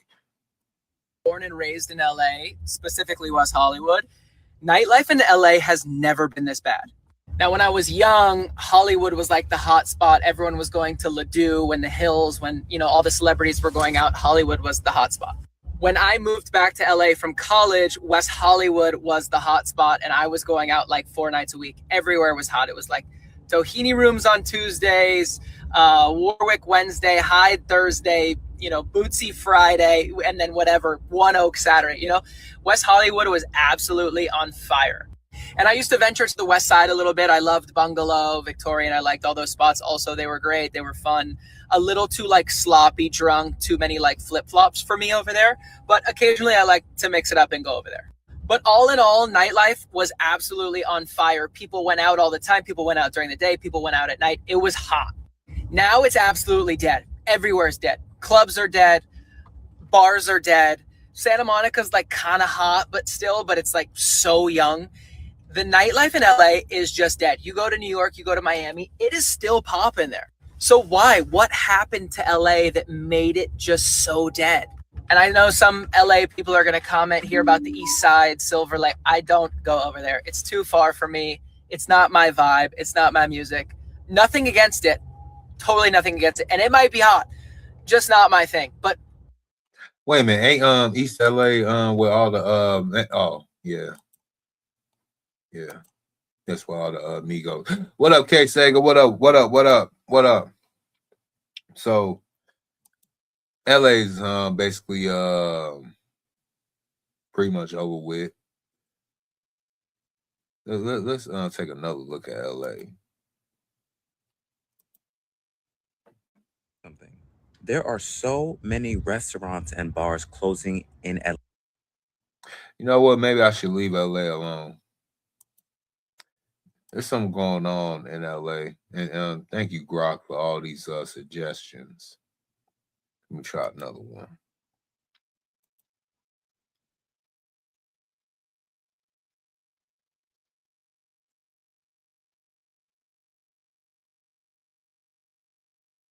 Yeah. I think I might go ahead and continue with the other video. Let me see something.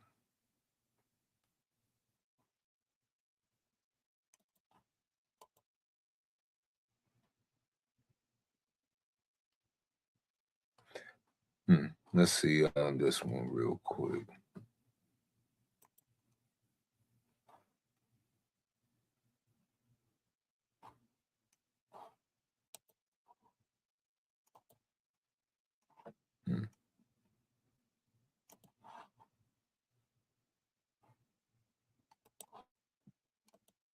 Yeah, I'm tweaking.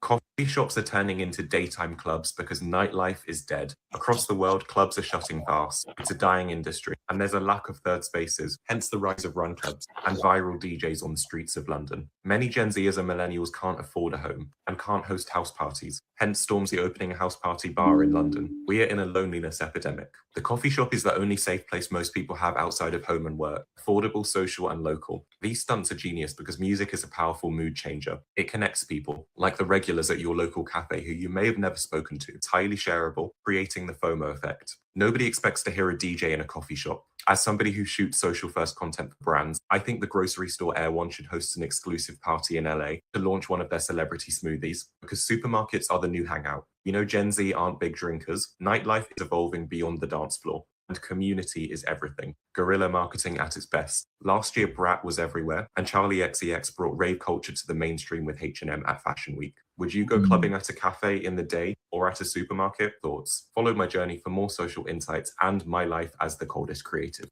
You know what? That might be a good endeavor.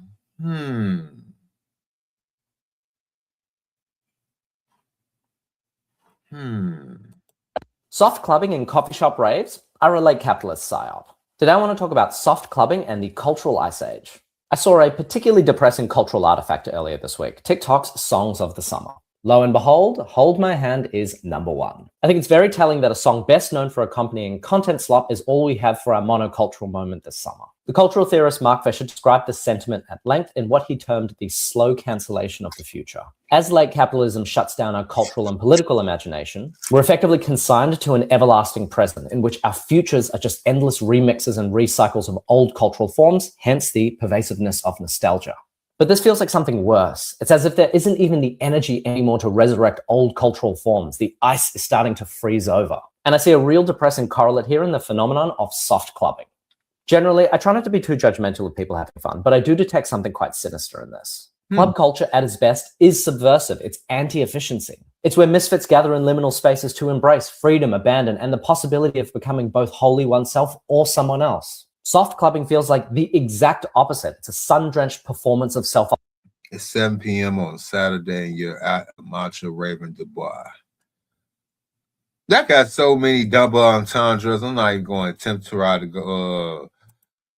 That's going to be a good joke to go ahead and write one day right there.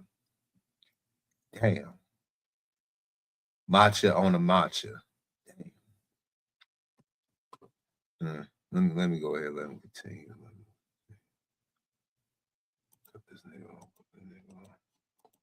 Optimization. Privacy is replaced by hypervisibility of bodies, of consumption, of social capital. It just becomes yet another opportunity to brand oneself. And that original premise of dreaming what life might be is reduced into yet another simulation of how things are and will always be. This is made all the more depressing when gentrification is leading to the mass closure of spaces that actually enabled alternate ways of thinking and living. And therein lies the real danger of the cultural ice age. Not just that things feel boring, but that they feel inevitable. I think we need to ask ourselves, right now, does culture need yet another soft iteration? Or does it need risks, strangeness, people willing to break the loop rather than reinforcing it, reminding us that something different is actually possible? This post brought to you by Late Chronotype Gang.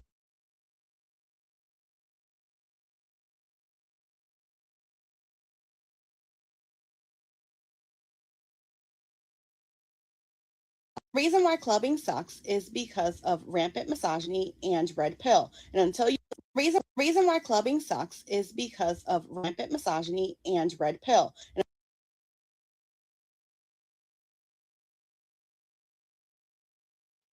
here we go. Here we go. Here we go. Let's hear this one. Let's hear this one. Let's hear this one.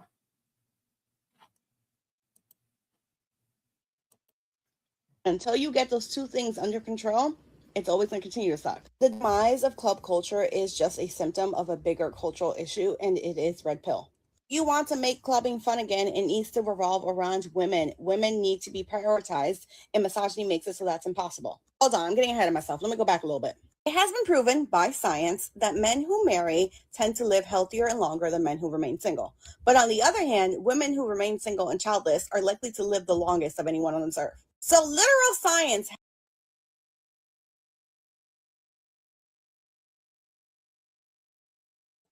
That's already been debunked. Ironically, they have not even accounted divorced men that was never married. I mean, have you seen the average married man? Have you? Does he look like he happy? Yeah, I know. That's only the 48% of marriages that's supposedly going good, right? I mean, 52% of marriages in divorce, right? So y'all gonna tell me that the 48% is just long, thriving, happy, so quote unquote. Shout out to CGA, ecclesiastical marriage. You know, even the sexless ones, even the ones when she cheating and all that good stuff. One she got her OnlyFans. I don't think that men actually live longer in marriages. I think they die early because they want to. Just saying. Let her go. Let her go. Has proved that women have nothing to gain by pairing up with men long term, while men have everything to gain by pairing up with women long term. Science has literally proven that marriage benefits men in ways that it'll never benefit women, that women have more to lose by getting married. Which means that if heterosexual marriage benefits men in the long term, then heterosexual marriage and relationships in general should benefit women in the short term. That is the reason why when you go on dates,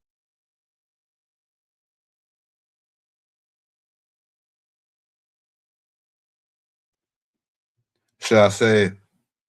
Yeah. No, matter of fact, I'm gonna let Tony say it. Even through them glasses. The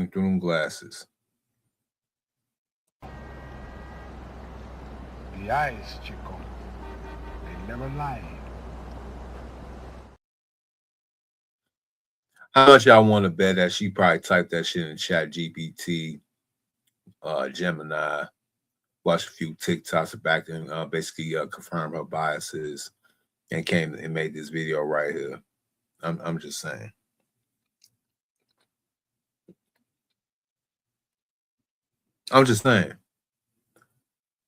She's saying all the so-called, quote-unquote, everything that benefits the so-called women and why they need to be in clubs and they should be basically worshipped. because they live longer. They do all these so-called bomb things and everything, and y'all do should just be happy to be there and basically bask in their glory. Right. I should be happy to go ahead and just basically be in the same presence of a spoiled, overgrown child that I should be honored and basically want to go ahead and continue her existence and pay all her bills. And if not by not doing so, me that want to go ahead and just take on her whole entire livelihood. I'm the weak character. I'm the bad guy. Can't make this shit up.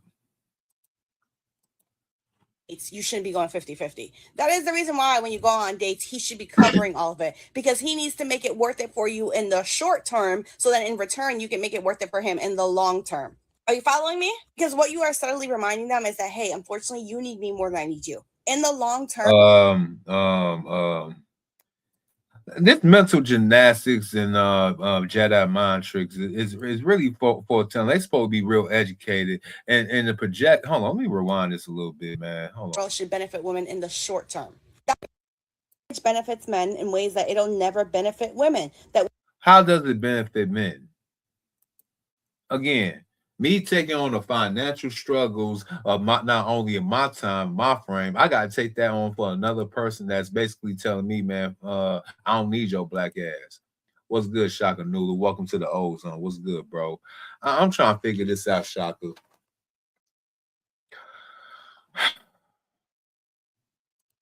Hold on, let me rewind just a little bit. That women have nothing to gain by pairing up with men long term. Well, so they looking, so they don't. Hold the fuck on.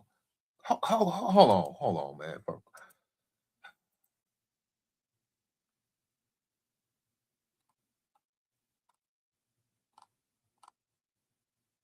That's why they shouldn't let dumb bitches read psychology books. One more time. That's why they shouldn't let dumb bitches read psychology books. Okay, if the man doesn't benefit you long term, you're looking for a protector and provide, so you don't get no benefit in short term or long term, but you're still asking for it. Let me make sure I heard that correctly. Hold on. The literal science has proved that women have nothing to gain by pairing up with men long term, while men have everything to gain by pairing up with women long term. Such as what?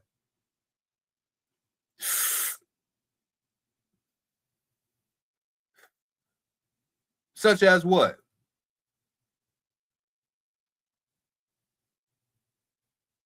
Oh, just have you. I mean, you ain't bringing nothing really to the table. And when you do bring to the table, you hate his black ass because you got to bring something to the table. You should just be there to look good and save all your little coins and see divorce for half what you got that you didn't contribute when you got there. Am I hearing this straight? Hold on. Science has literally proven that marriage benefits men in ways that it'll never benefit women, that women have more to lose by getting married. Which means that if heterosexual marriage benefits men in the long term, then heterosexual marriage and relationships in general should benefit women in the short term. That is the reason why when you go on dates, you shouldn't be going 50-50. That is the reason why when you go on dates, he should be covering all of it, because he needs to make it worth it for you in the short term, so that in return, you can make it worth it for him in the long term. Are you following me? Because what you are subtly reminding them is that, hey, unfortunately, you need me more than I need you. Who's out here mad because nobody's showing up to these singles mixes? Who's out here mad because nobody's going to the club? Who's mad? Who's mad that nobody's want to go ahead, even be just a friend? Say he just a friend. You say he just a friend. Nobody want to go ahead. So, in essence, hold on one.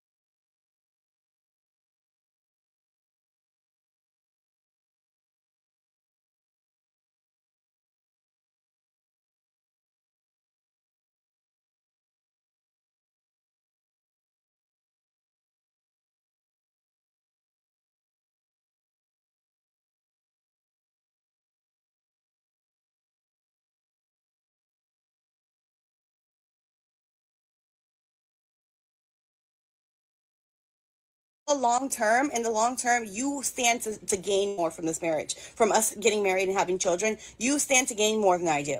If we are applying the same concept of long-term versus short-term gain, apply that to club culture as well. Club culture was over and dead and shot in the back of the head the minute that the price of entry was the same for men and women. The club should actually always be free for women. Because a club full of beautiful women will always bring men. It'll always bring men to it, right? A club and a party that can exist of just women will thrive and be perfectly fine. A club that is full of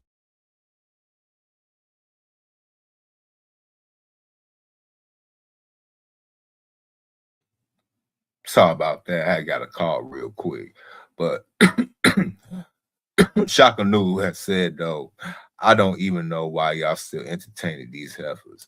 Man, because unfortunately, a lot of guys still want to get their peen wet.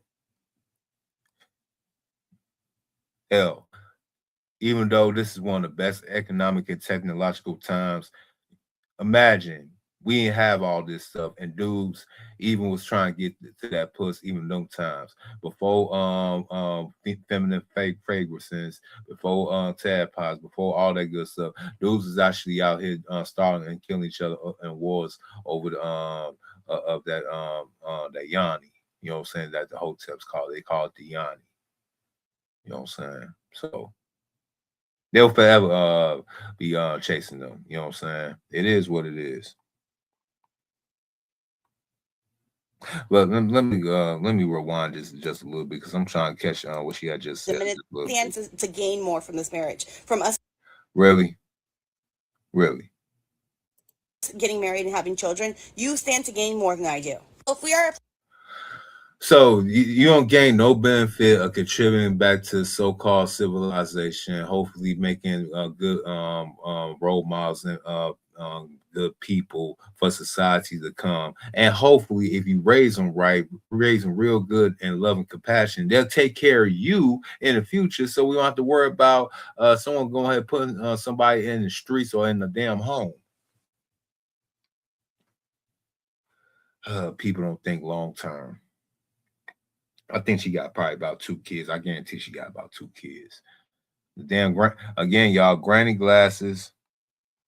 Do she got is that a scepter ring? She got a nose ring. Again, I know what I be talking about, bro. I know what I be talking about.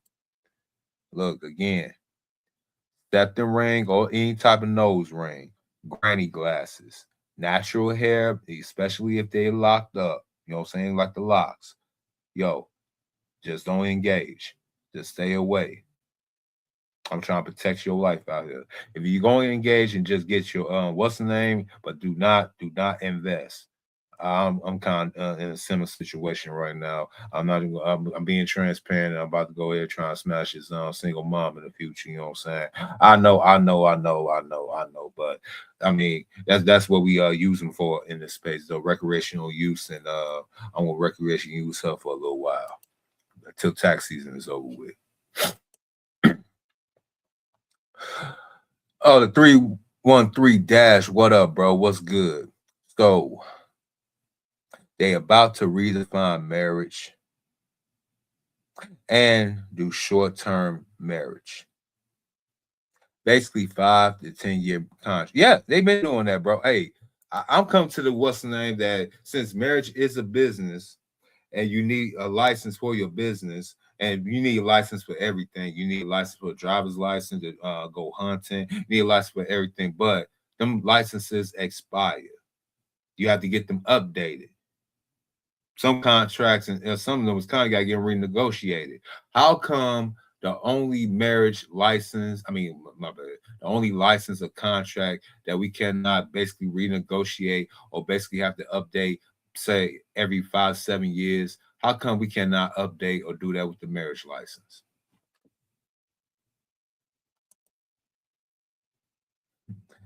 Yeah. Neil kick. Yeah. Let me go ahead and finish this real quick.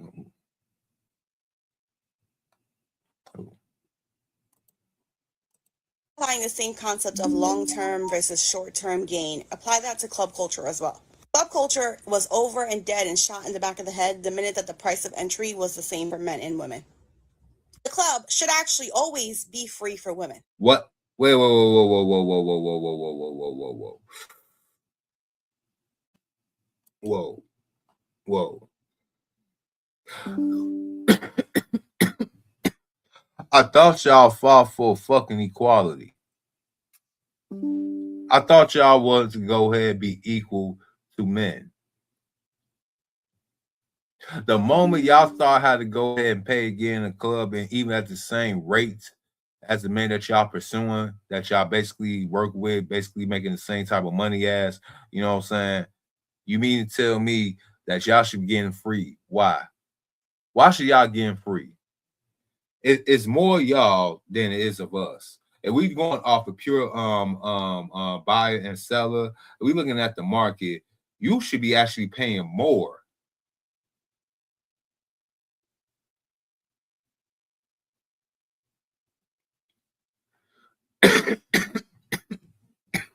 Damn, this ganja good.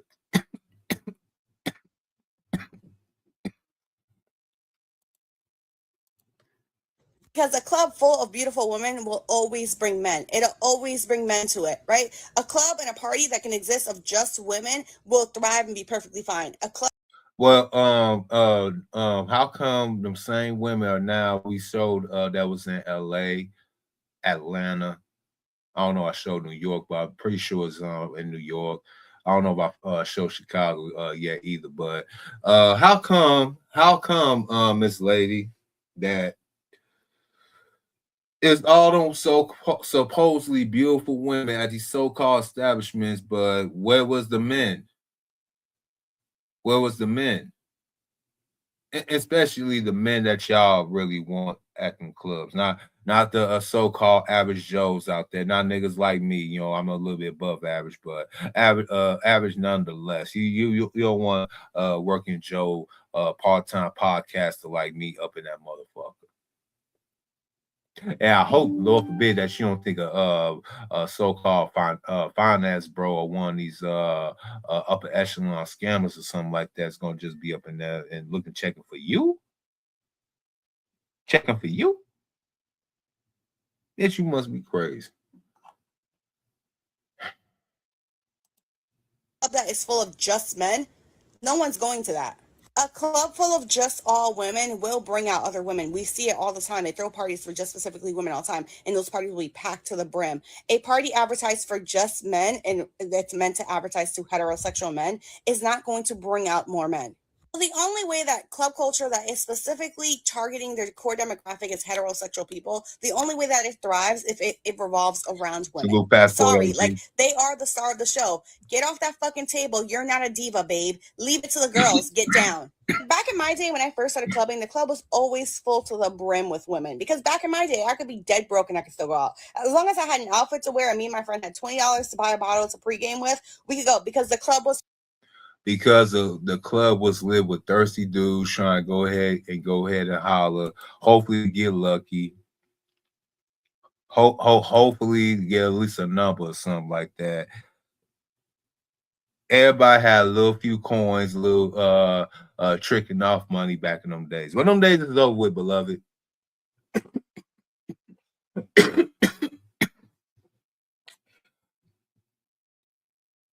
Those type of trick daddy dollars type of guys. I'm not talking about the rapper in that context. I'm just using his name because he goes by Trick Daddy Dollars, Beyonce Coinky Ding. But now I know Trick Daddy Dollars out there just to be frivolously throwing away their money just for girls to have a little fun. I mean, I know girls just want to have, y'all just want to have fun. They want to be girly. Y'all just want to feel like yourselves. Y'all just want to enjoy the weekend, have your little head down, you know. But someone's got to pay for that. The club just can't make money off of chicks getting in for free. I mean, yeah, it's a good bargaining chip. It's a good calling card, but long-term endeavor, especially they ain't got enough thirsty niggas to go around with. You know, they caught on quick. and they start seeing like a lot of these chicks just be wasting money, don't even be drinking none of their drinks and stuff like that. They just be want to go ahead and waste a nigga time, so they wasting product and wasting the client's time. Yeah, that's bad for business. That's bad for business and the optics of things. You can't run a successful establishment with one particular party is not getting what they been advertised. You know what I'm saying? It was supposed to be as advertised. Pretty girls dancing in the club halfway drunk. I should be able to go ahead, have a good time, dance upon one of them. Maybe not get all of their numbers, but at least get one number. Maybe have a connection, do something. Maybe even have a little late night rendezvous at a hotel, and we could bump uglies in said motel room for a couple of hours. I'm just saying, like normal people used to. But every chick think they the it girl. They think they can go ahead and live out some type of fantasy. They could just have all these fantasies of dudes just want to go ahead and just cater and worship them and just go home back to their so-called little shoebox apartment, little studio, one bedroom apartment, and just live life like that until the next weekend. But without giving up none to owing to a particular guy that they find so-called attractive. But yeah, them days is over with. Let me go ahead and press play. Free for us. We would go out fucking 4 nights in a row. You want to know why? Because the club was free to us. And every single time we went, guess what? It was packed to the brim. If I could take it one step further and say the attitude of making women pay entry in the same exact amount of entry fee as men instead of letting them in for free is the exact reason why men don't really buy drinks in the club anymore as well. Because if you let all the women in for free, right? If the ticket price was supposed to be $35 or $40 or whatever it was, and you let the women in for free, guess what? I walk in there, guess what? Now I'm up $40. Now I have. Do you understand this bitch's logic?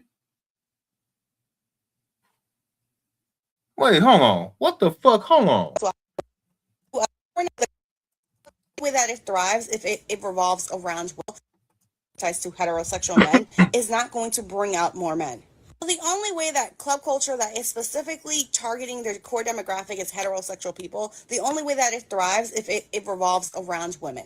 Sorry, like, they are the star of the show. Get off that fucking table. You're not a diva, babe. Leave it to the girls. Get down. Back in my day, when I first started clubbing, the club was always full to the brim with women. Because back in my day, I could be dead broke and I could still go out. As long as I had an outfit to wear and me and my friend had $20 to buy a bottle to pregame with, we could go because the club was free for us. We would go out fucking 4 nights in a row. You want to know why? Because the club was free to us. And every single time we went, guess what? It was packed to the brim. If I could take it one step further and say the attitude of making women pay entry in the same exact amount of entry fee as men instead of letting them in for free is the exact reason why men don't really buy drinks in the club anymore as well. Because if you let all the women in for free, right? If the ticket price was supposed to be $35 or $40 or whatever it was, and you let the women in for free, guess what? I walk in there, guess what? Now I'm up $40. So basically, you could go buy your own drinks and tell you that you don't need no nigga to buy your own drinks, but you still accept the drinks from the niggas that give you drinks.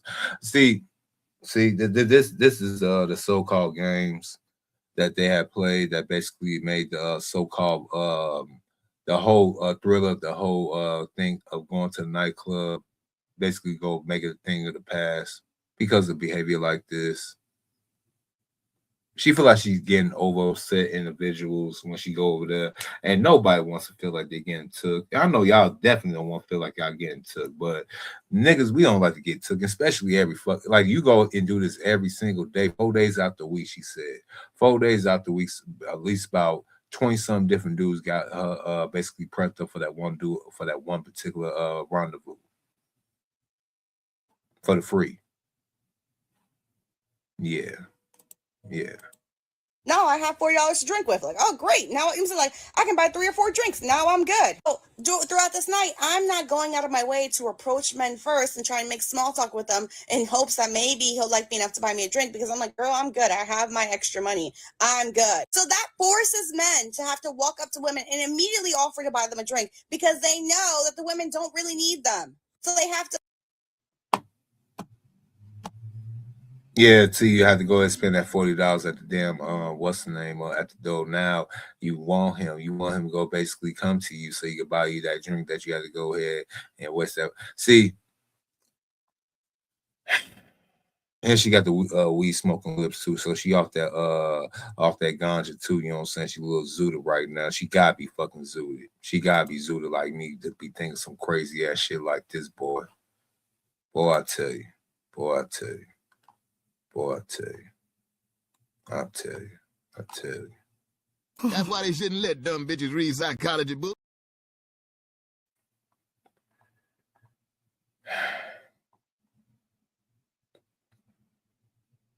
I swear. I swear. I swear. I swear.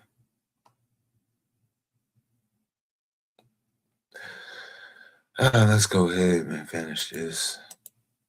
Essentially bring an offering, a gift as a way to open up conversation. Because the club has created an environment. Wait. What? Hold on. Conversation. Bring an offering, a gift.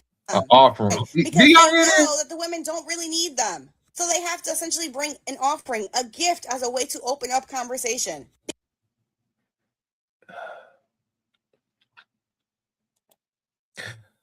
You bring an offering or a gift, or hold on. First of all, a gift is just a gift. I mean, offering, you give offerings. First of all, you give an offering to pagan gods in that particular context. So you want to be a pagan god to be worshipped and walk in flesh amongst us, but yet you need to be providing protective for. I know the so-called God need to provide protective for. I'm just saying. I'm just saying.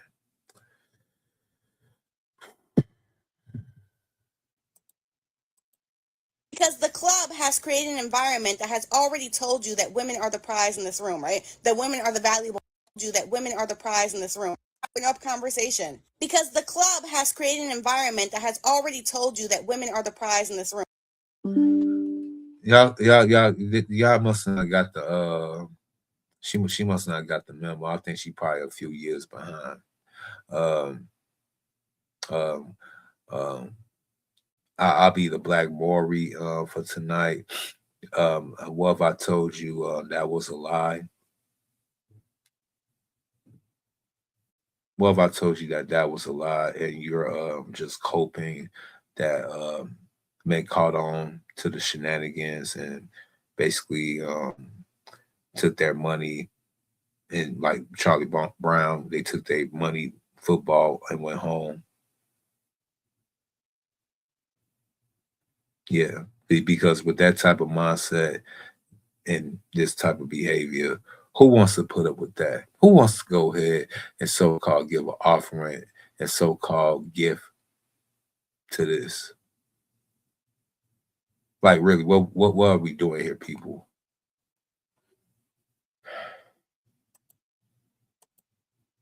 Right? That women are the valuable ones, that women are the ones who are bringing the experience, who are making this a fun event. And therefore, they understand they need to get in their good graces as a way to have a good night. When you started charging everyone the same amount to get into the party, and then also you did the whole thing with sections where it was the norm for everyone to have their own section because you left such little room on the dance floor, it suddenly stopped being about women and started becoming a pissing contest amongst men to see who could prove that they had the most money as a way. But ain't that what y'all wanted? In three different ways. First of all, y'all want to be equal to men. So what y'all wanted, the equal outcome. Y'all want the same outcome that y'all think y'all gonna get every single time. Then don't y'all want the so-called most bravest, most physically capable, most financially stable guy? How else he gonna do the so-called peacocking? He gonna have to basically show his supposed wealth. That's to y'all liking, right? Right. How is he gonna do so well buying a section, buying 2 or 3 bottles? Your wandering eye, your choosy eyes, basically glancing at said section. You want to go past that velvet rope and hopefully sit down and get that fucking little cup of shot that you already missed out $40 on because you had to get in the same club to go and talk to said man, and hopefully said man will go ahead and let you. You know what?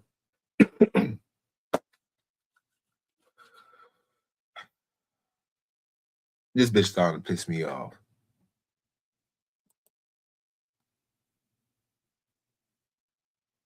This bitch starting to piss me off. It's an evil world we live in.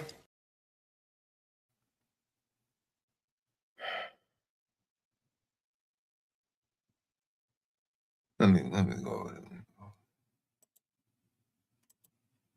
Essentially peacock in front of the women, but women for the most part don't fucking like that because they don't go out looking for an experience where they get to watch a bunch of men put on a show. They go out to have a good time amongst each other. You created a club. Wait.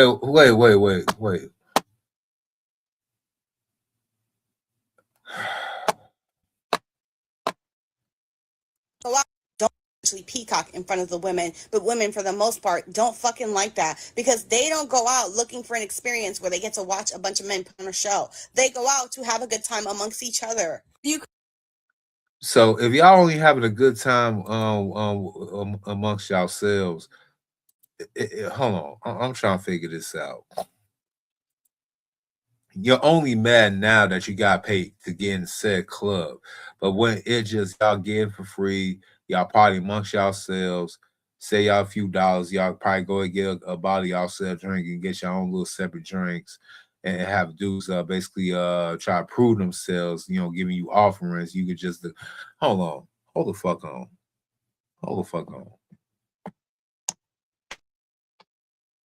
For a sub 6, a sub 5, a sub 4, depending what city you in. Really?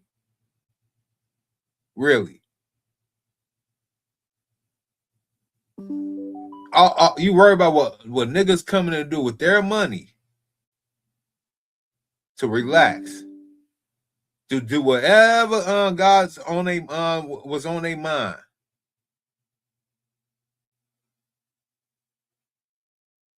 And you upset, why? Make it make sense, Sway. How, Sway? How?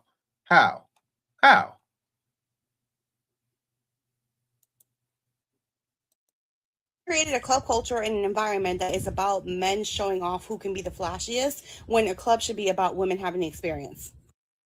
It's always been that way. Where you been? What is she talking about? Yo, she wanted to survive the club scene in the 1980s. She definitely wants to. She think this dude is doing this. Not what was you at? I know she can't be no Gen Z. I know she can't be. She gotta be at least I'll give her like late millennial, but damn, you mean tell me you ain't know you know what? That might be right though. So she probably did miss that 2000 club scene. But then again, yeah, right. It's always been like that. What the these chicks is really in some type of like ghetto Disney type of fantasy fucking world, man. You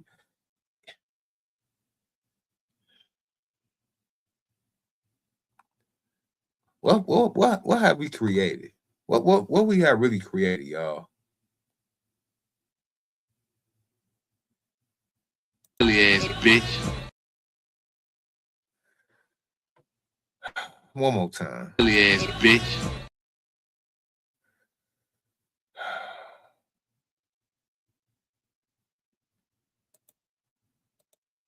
Why would women show up to your functions and to your events when you are giving them nothing in the short term, okay, like letting them in for free, right? When you are the one who benefits in the long term, okay, throw a great party, they bring all the men out, they force the men to spend money. Also, a party full of beautiful women, people see videos of that online, people hear about it, and the next time you throw a party, it'll be packed to the brim because the expectation is that, oh my God, when so-and-so throws a party, it's going to be full of a bunch of beautiful women.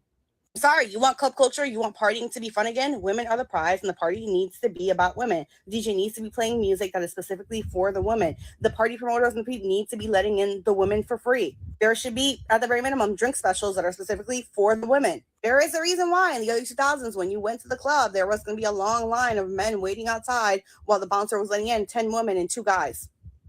I'm sorry, Red Pill has infiltrated every single aspect of our lives, and you hate the idea that women are the prize, but babe, the proof is right there. But evidently, it must not be true because you made a whole 5-minute, 13-second video basically trying to go ahead and get mad at niggas in the so-called red pill because now all your plans of basically getting over on niggas is over with. And man, probably not just niggas, you know, I'm getting some divesta and trivesta vibes from this one too. I really am. But good luck to you on that one, beloved. You know what I'm saying? Let's go to some more. Let's go to some more.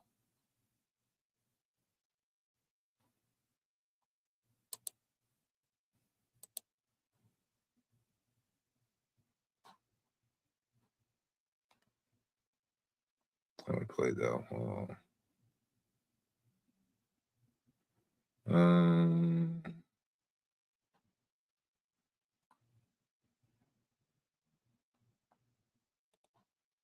Want to say it, club culture dying is a huge reflection on how prominent the DL community actually is. Let's think about this for a second. That video that girl made, the viral video about how club culture is dying because guys want to be the girls now, because men are so concerned being the center of attention. Basically, everything used to be about the woman. And why are men okay with this shift in priority? And why has the priorities shifted in general? I think it could be for a couple things. One, I do think some men actually just like to flex on other men, and it's kind of like a big dick swinging contest. But that also used to include who would have the most women in their section and who would have the most beautiful women. That's not even something a lot of men are even checking for anymore. And it's because they don't like us. They really don't care about the women. They never did. And the fact that a lot of men are not caring about the fact that their sections are just filled with men should be very telling as to how they actually feel. This is a lot of men's dream come true, and that's why it's not fucking changing. I do think there are two scenarios. One, the ego trumps your desire for women so much to the point where you're willing to be sharing a bottle with 20 other dudes to feel important and to feel like you're in a space of importance, opposed to actually prioritizing being around women. And they want to feel important so bad to the point where they're all fighting to get one Instagram story of one bottle that they didn't even fucking pay for, or they're just or they dislike men. And that's exactly where they want to be, and they're happy in their home. I love to be the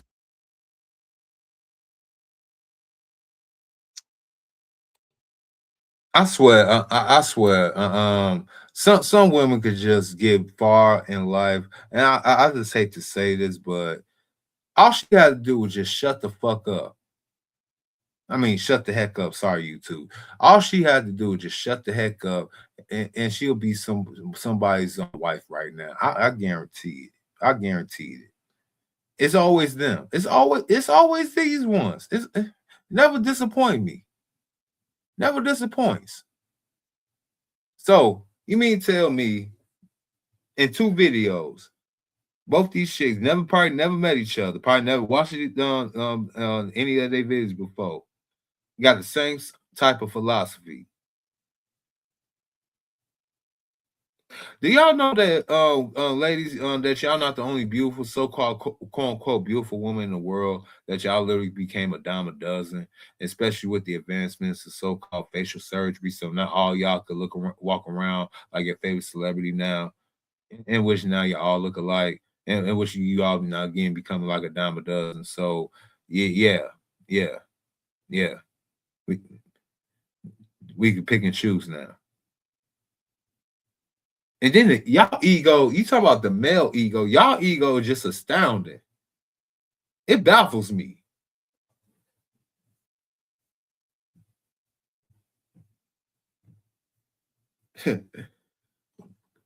But hey, they're using the same old arguments from years and years past.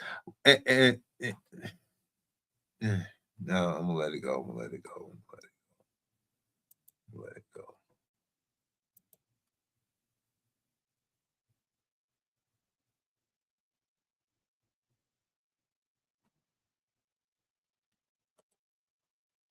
That's the kind of shit I'm into. I'm in the dive bars. I'm in the lounges. I'm in the pubs. I'm not in the clubs. The club culture is dead. Why the hell you want to be around a bunch of motherfuckers having a staring contest?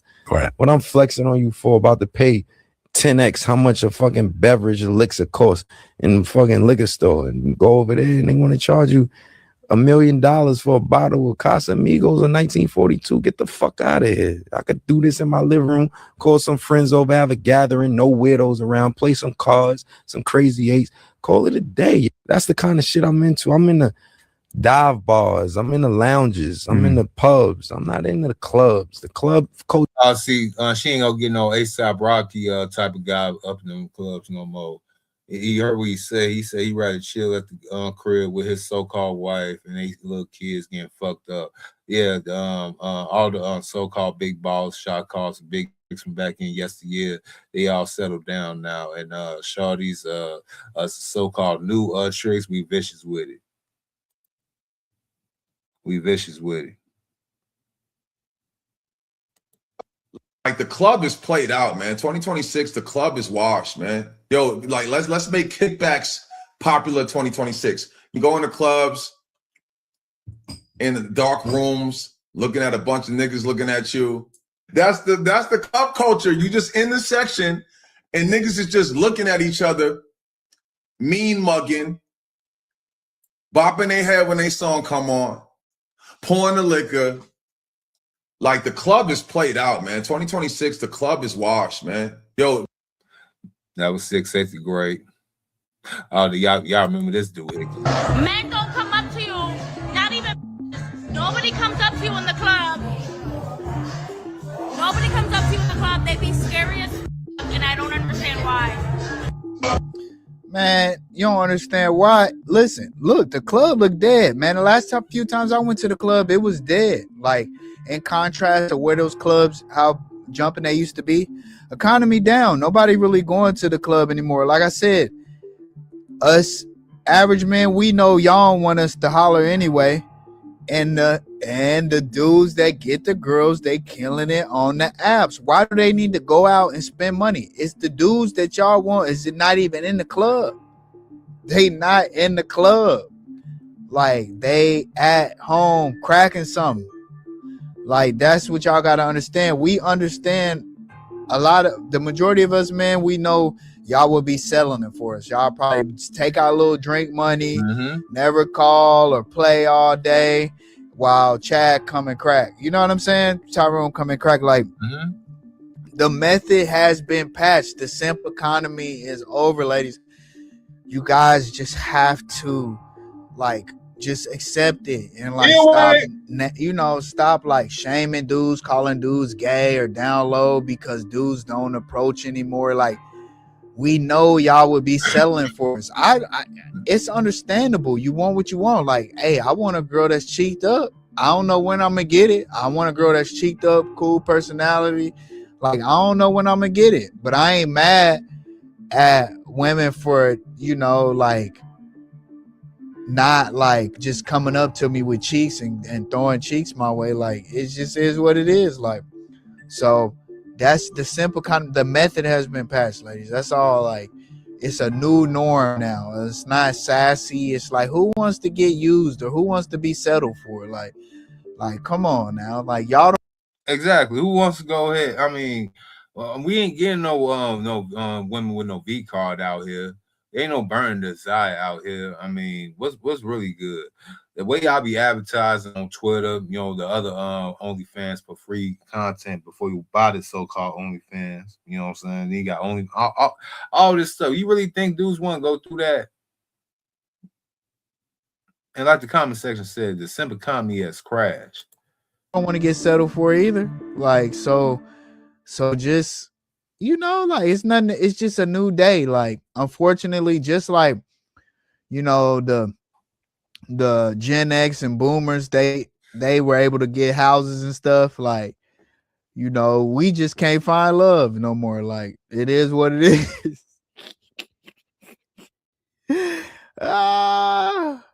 And y'all can't just be supplemented by dudes who are like looking for love in all the wrong places. Like, method been patched. Blame the economy. Yeah. All part of the economy. Y'all, I'm so sick of going to the club and seeing people on their phones like this. No movement, just. And I'm sick of seeing men in sections. Get off my table. That's where I'm supposed to be at. Okay, bye, diva. I went out all 3 days this weekend, and I can confirm that club culture is dying, and it's not my problem. It's the problem of everyone being worried about being too nonchalant and everybody worried about being an Instagram baddie chic, everything. Like, come on, where are my club rats at? This is what Charlie XCX was talking about. Club rat. I need a club rat. Like, let's go. Like, ugh, this generation is dying, and they're so lame, and they're gonna die looking like this. Like, or what's that one piece of me? Because they're so worried about looking good instead of actually having a good time. Boy, I tell you. Boy, I tell you. Y'all really that mad at you? Y'all ain't getting tricked on no more? Really?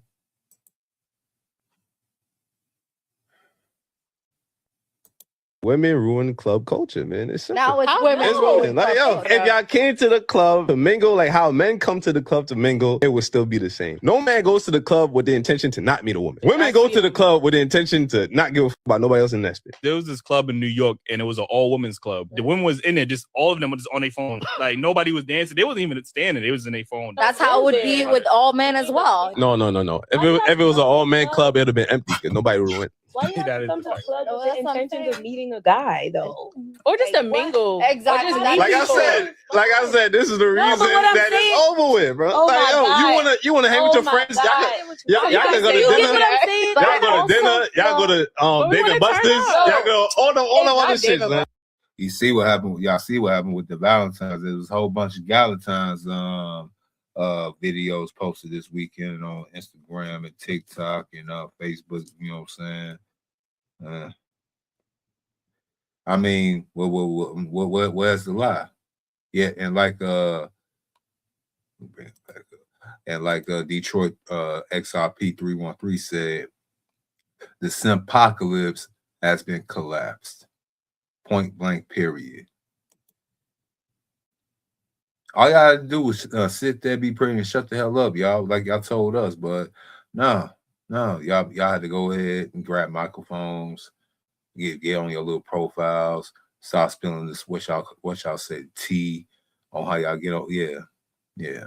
Then the music don't make it no better. Y'all listen to Cardi B, Gold Gorilla, Sexy Red, Suki Hana, all the rest of them sex workers masquerading as rappers.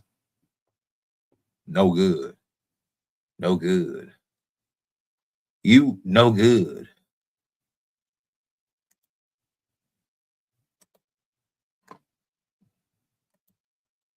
Yeah.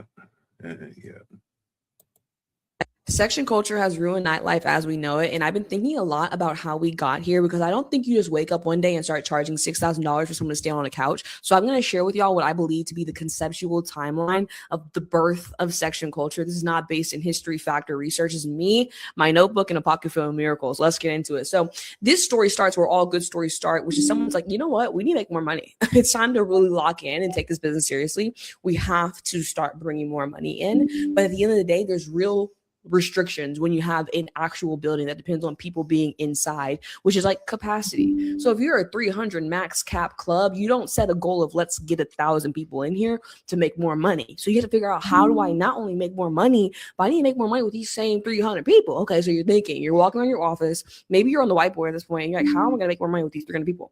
Simple. You sell them more stuff, and then you sell them more expensive stuff. Cool.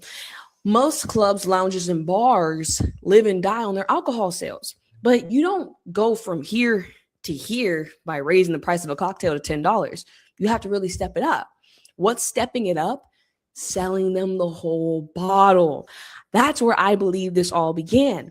I believe it began with selling them the whole bottle, because now you're selling them more alcohol at a higher price. Boom, sell them the whole bottle. I don't even think they used to sell it for the crazy price they sell it now, but it's obviously an amazing markup, and it's less work on the bartenders. You free up space at the bars, people can be at the bar, and you have more. It's more space.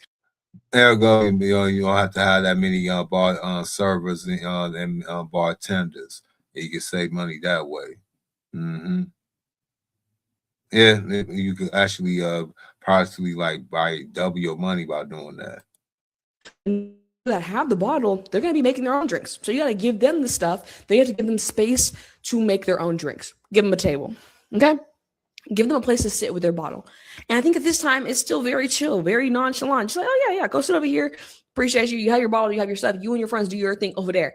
Right? It's literally, I don't even think there's no song and dance. They just get the bottle, they go about their business. Okay. And then some time passes. And you realize that people are really loving this bottle thing, right? They're really liking it. And I believe we start to push the price ceiling. People are like, how we get to the point where they're charging this much? They're charging this much. They just kept going until people said no. Okay. So I was like, okay, I'm gonna sell you this bottle for $200. They say yes. Okay, bet.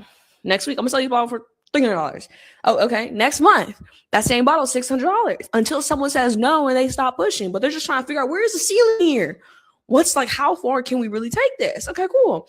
And when they start seeing how they're looking at their target audience, or realizing who is really spending money on bottles, which is men, and like how much they're willing to spend just so they can get the bottles, like, okay, we might be on to something here. Okay, so you're on to something. So in essence, they find a market through men to go ahead and get more money out of men, but necessarily for some reason, women got cut out of the deal. Somehow, some way. I don't know. It's gotta be some kind of loop in that type of endeavor. Did buying bottles really cause less chicks to get in the clubs? Because don't forget, it used to be a ritual. Basically, you had to buy a chick a drink, I guess, giving her an offering or a gift. Like she said, have a conversation, right? But why would I do that when I got my own bottle? And if she don't drink what I drink, why would I want to eat? So, interesting. Let's go. And if you're enjoying the show, you know what I'm saying, you go ahead, hit the Cash App, hit the PayPal, you dig? Both of the what's the names is the same name. Just go ahead and hit a dog with a little late night donation, help a struggling content creator out real quick. And you realize that men are the target audience. They love this stuff. And then as soon as things become associated with high income, high value, now it's a status thing. It's like, of course, if you're a man, you want to be the one spending the most money in the spot. So let's actually figure out how we can better cater this to our target audience of men, and then put them in competition with other men, so that people that aren't buying bottles feel like they don't have any money because this guy's buying bottles. What are you up to? Then we bring in sparklers. Okay, because let's make a show out of this. Let's bring in the sparklers, and let's not just bring the bottle to their table, right? Maybe you reserve the spot before you get there. So we have a table with your name on it, a little VIP situation, nothing crazy. It's not even a couch yet. I think we're still at a table. Like, you're still at a table with your friends, but we're gonna bring the bottle out to you with maybe a little song and dance. We may have a bottle girl or two. Now, are the bottle girls mini strippers at this point? I don't think so. I think they're just pretty bartenders, or maybe the girls that work there, whatever the case may be. I think they just 304s just giving guys the bottle, you know what I'm saying? Let's just be real. Let's just be real. It could be very cool, very kosher. We're just getting started. Stay right there. So now you buy bottles, and now you're like, dang, I'm one of the men in the club, and I want to feel like I want pretty women to bring bottles to my table too. So the song and dance continues to grow, continues to build. But then one day you come back to the boardroom, like, bro, we need to make more money. Same situation. Can't bring in more people. We need to sell them more stuff. Hookah. And I couldn't figure out where exactly to place this. I'm like, do I think that hookah and bottles came at the same time? No. But now you have a table, right? And you realize how people are willing to buy more. They're buying more alcohol. They're getting more intoxicated. They're drinking more. They're more loose with their funds. People that are already drinking are open to smoking something, but this time, maybe, really cigarette smoking inside is no longer a thing. People don't like it. It's very, okay. And then THC is illegal. What's the middle ground? What's the new sexy thing? Hookah. And you already have your table. So now you have your table. So now not only are you drinking, but we can get you a drink and smoke. Now we have different ways that we can sell you something. Stay with me. Okay, cool. So now You have your table's being brought out, bottles with, just like these little bartenders and everything like that, nothing crazy yet. And you have a little bit of hookah. And I believe as time goes on and they just continue to test the price ceiling, I think that's how we got to where we are now, where it's like they're continuing to see how much we can charge for these things before someone's like, actually, no, I'm not going to do that. 4,000, right? Well, Trinity, that couch is literally only $400.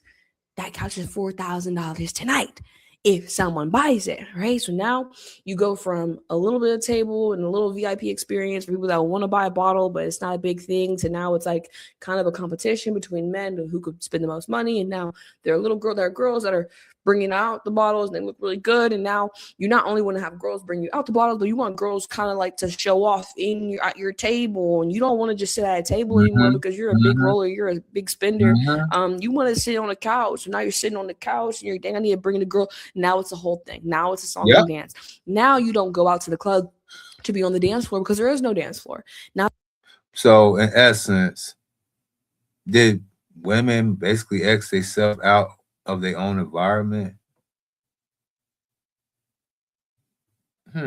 Interesting.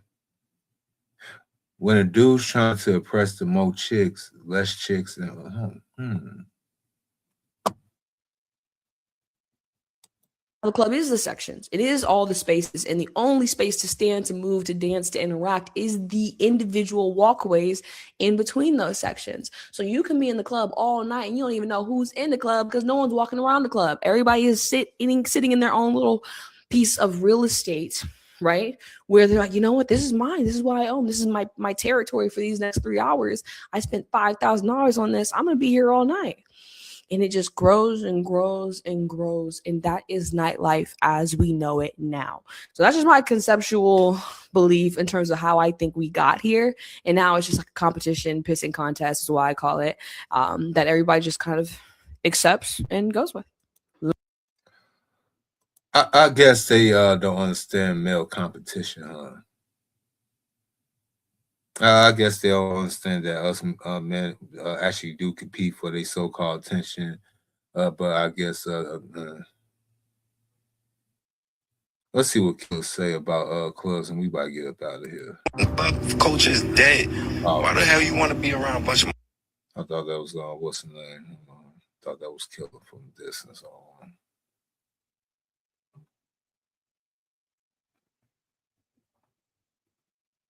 I played that. Club culture is shitty because men are antisocial.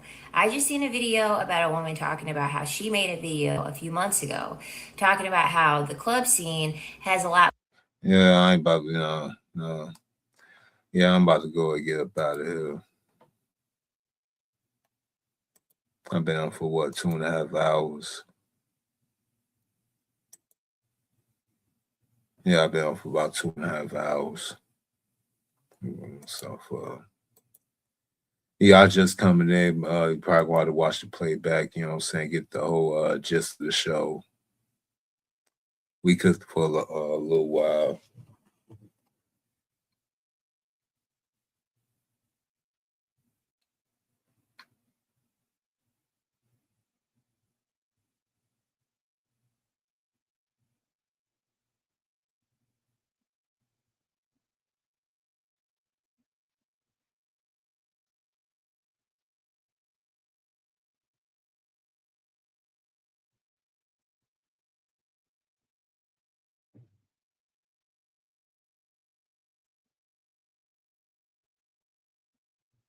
My bad. Hold on, yo. My bad.